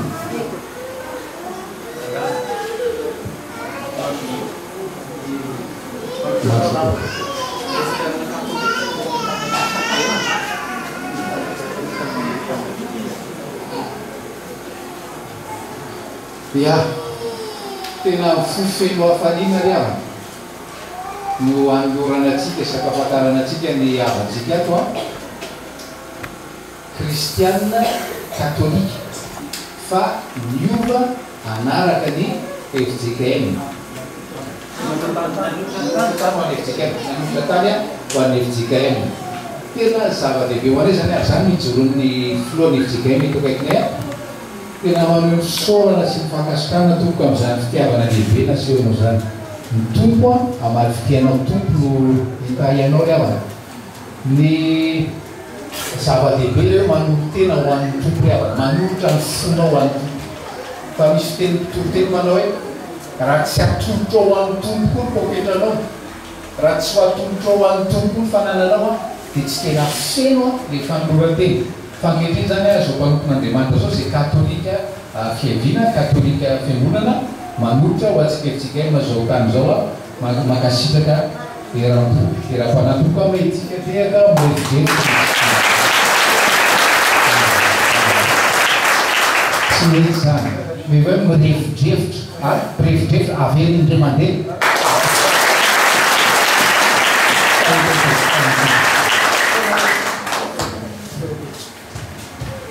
amin'ny anarana Jesosy Kristy ilay tompontsika sy mpomerintsika ravana malala no anaterana mitiaravanantsika sy sordon'Andriamanitra ny fitondrany mahagaga ao anatin'ny fandamina-pitenenana dia ny filohan'isika mamanakariva no miteny farany ary samy amin'izany satria zay rehetra tokony tenena efa voateny daholo dia tsisy fiteneny tokony tena iombonana fiteny mihitsy a na ho antsika mpianakavy ny finoany na ianareo a ray aman-dreny eto amin'ny tanàna sy ny fitondram-panjakana dia makasitraka ny avana malala zavatra roa ihany no teneniko ny ankiray voalohany indrindra mba te hitodika manokana aminareo kristianina havana eto anaviavy fahazavana mangataka anareo ahitsangana kely indray tareny katekista Denise nareo rehetra avy eto anaviavy na tanora na olo lehibe na ankizy sangarapy amin'ny anarana Jesosy Kristy ilay alohan'ny fiangonana sady tompon'ny fiantsona no hiarabana manokana anareo nomen'ny tompo ity vavahady ny lanitra ity dia miarabanareo satria nahazo nareo zany zao nahazo nareo zany zao dia zao izy riavana hotahin'Andriamanitra ny nareo dia hahatsiaro fa tena nomeny Jesosy anareo ty trano ty ho toerana masina hivavahana dia araka ny teny nataon'ny paster Abary teo a dia tongava mivavaka zany a tongava mivavaka tsara nareo aiza mahafoy ny fiarahantsika miambona tahaka amin'ny fanao sasany fa aoka hifananatra kosa satria mazao fa atongotra ny andro hoy ny tenin'Andriamanitra dia tongava nareo ny avana tongava tsara misy rehefa miantso katekista Denise dia mba ho tongo koa ianareo fa ny zavatra manaraka zao tsy hoe tonga fotsiny nareo a fa mitondrà namana tondrà namana tao amin'ny olona efa nahita ny lala famonjeny nareo dia mba tao koa namana tao amin'ny namanareo nakizy ndao hivavaka hoe dia mba eto a makatia fivolona koa reo nareo ray aman-dreny reo nareo tanora mitao manamana ry avana malala ny olona andehanao ratsy aza mpampitona ka maika afa olona ho any an-datra fa tsy mpampitona zany mpampitona namana tsara mihitsy fa zavatra fahatelo manaraka zay zao tsy hoe fampitona fotsiny nareo fa ity trano ity ry avana malala dia fanomezana avy amin'Andriamanitra tamin'ny alalana FJKM misotro fitiavana fa zao izy a anareo zany ty trano ty zany a anareo ty trano ty karakarao ty trano ty ataovy zay ampahady manakariva ty trano ty raha sendra misy maloto a satria moa zany misy akizy eny dia mety maloto dia ataonareo iny izy diovina revo izy raha misy ato tokony lokona kely indray aza mitsarasatra tsy mila mierana paster be troponareo tsy mila mierana sofitiavanareo tonga dia loko izy tonga dia lomo hoe a dia mila tontia fa mizary tokony teo raha sendra ohatra misy varavara sendra misy fahanakelo ka tokony amboarina nareo amboary anareo ty dia ataovy zay atsara azy mandrakariva fa tsy mitavandrina izany zay a dia maherezany avana marana dia ombanareo ny mazo toerana inareo mazo toerana zavatra fahanona zay kiravana marana dia misangana eto razany zao tena mahafiloa ny fijekely mamitsy ny fijekely maravana marana dia nanao fanapahan-kevitra anankiray tamin'ny alalany fivirina tsona hoe terretra fibe natao faranteo ao anaty za fivirina terretra fibe zany no anapahana ny amin'ny président synodaly miasa samihafa ato anatin'ny fijekely mamanontolo ao koa tamin'izany fandaminana sy fanindrezay atao zany no anambarako aminareo fa marina ny tenin' Jesosy manao hoe izay mahatoky amin'ny kely dia ho tendreny ho mpanapaka amin'ny be zay mahatoky amin'ny kely dia ho tendreny ho mpanapaka amin'ny be paster Bary miaratsify zay no nanarina botrabotra dia nahatoky tamin'ny kely tamin'ny asa zay nandrana azy tety be to dia tendreny izy ho mpanapaka amin'ny be anjary président synodaly any Bemaraha dia tonga ary amanamanana milazan'izany anareo tena fahampaterahan'ny tenin'Andriamanitra zany zay mahatoky amin'ny kely dia tendreny ho mpanapaka amin'ny be fantotro ny fitiavanareo amin'ny paster Bary ary fantotro ny fitiavanareo isaky ny miony zay miaraka dia nareo foana mitony antolesako fa tena kimisy nareo fa zao manefa ho iamatry ny sodapartany hafa mivangiko manao hoe ozy reo tamin'ny président izay malahelo ino moa ny alainareo izy pasteranareo alainareo président synodaly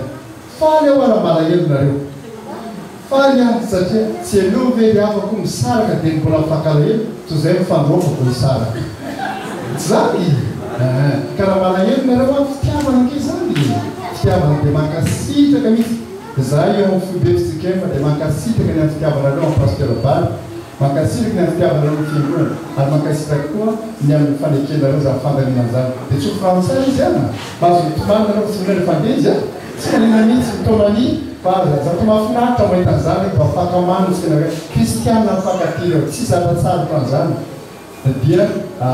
tsy ho frantsay izy dia vitandiasa ny fahasoavana nraisinareo tamin'ny teto ane mba hahatraka sonoda partan'ray mantondray an'izany toerana zany ny fitahina za dia nitondra fiangonana taloha anafirony tsikelyma fiangonana kakely reo dia tomany olona rehefa andeha tonga dia mamazao tomany dia zao nitsodrany mendreo pastera raika misy fotoana ny rahafianasa teto engany ny fahasoavana ny raisy le totrandrombo zay narana fiangonana nitranaika misy fotoana mba ho azo nety tsikely mamamiko dia mba tsodrany pasteranareo zany izy fa dia amianareo tanana vaovao ray ny tompo arak'izay fantany fa mahasoa fa mivavaka tsara nareo Jesosy omeo tanaraka ny sitraponao zay fa aniraka mpitandrina ny tompo ary mino a fa ho afaka amin'ny tsara ny fampisoan'ny fiangonana zany mitandrina zany ohatra ny sahirana milazan'izany satria fantoko amin'ny fitiavanareo dia ohatrany laza vaovao mamparahelo fa tsy vaovao mamparahelo zany reto vaty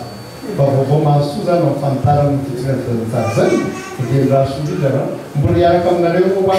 zay ny antony janolo ka tsy tonga dia mandeha vody an-tananarivo zao zao mbola eo aminareo betoko manokana raha pitso dia mbola faketsitsika menakavy mifampahely amin'ny fiarahana mivavaka rehetra dia zany amanarana no teny ataoko fa tsy maintsy ambara eto zao satria mety soany betoko avokoa ny zanam-piangonana samihafa rehetra zay tokony andeha zany vaovao mahafary zany tsy mary marikily any fa dia fantany dia tsy maintsy ambara nefa ho fandisikana menakavy dia oan'andriamanitra irery ny voninahitra ray amanarana am'izay rehetra natao amen rehetra zay mampisoa ny arivana ary manasatsika rehetra ihany koa miaraka hifaly satria mariky ny fifalian'andro ny fiarahana sakafo zany saina isika tonga fanjakana amin'ireo avafianina ravava isika rehetra satria rehetra dia hasaina ao amin'izany fiarahana sakafo zany dia isy fandaminana raha moa fampopavana zany rehefa hoe dia jana fa rehefa masany rehetra aorinan'izay dia kiroso amin'ny fiarahana sakafo isika rehetra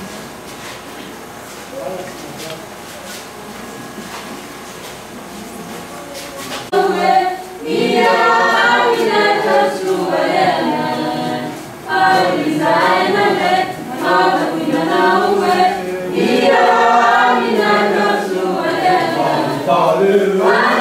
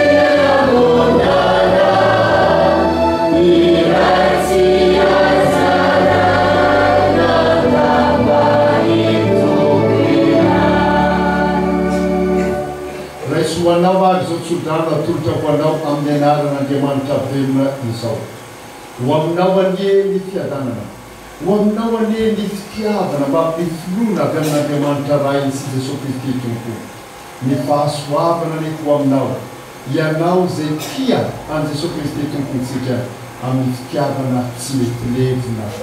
Amen.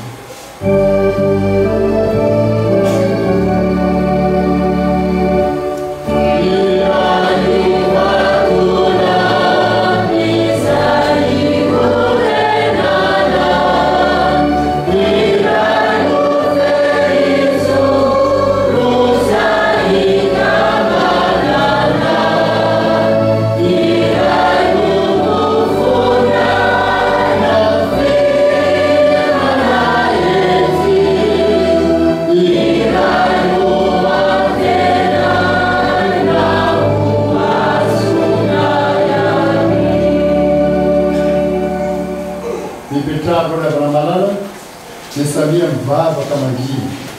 dia mivavahanao amponao ao misaorana Andriamanitra ary aketao aminy fiainanao andiananao ho voninahitra sy ny anarana.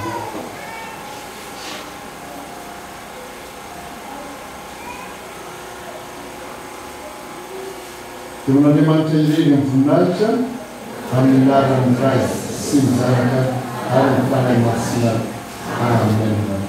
Miatrika ny fandraisana fanasan'ny tompo zao sika raha malala ny fandray fanasan'ny tompo rehetra miatrika izany. Ianao zay mbola tsy maray fanasan'ny tompo mitsangana teo nandranitra andray Jesosy Kristy famonjenao dia manatony zany ny tompony ndraiky sakatotista matantona dia manomboka sy miroso amin'ny fiarahana katekônina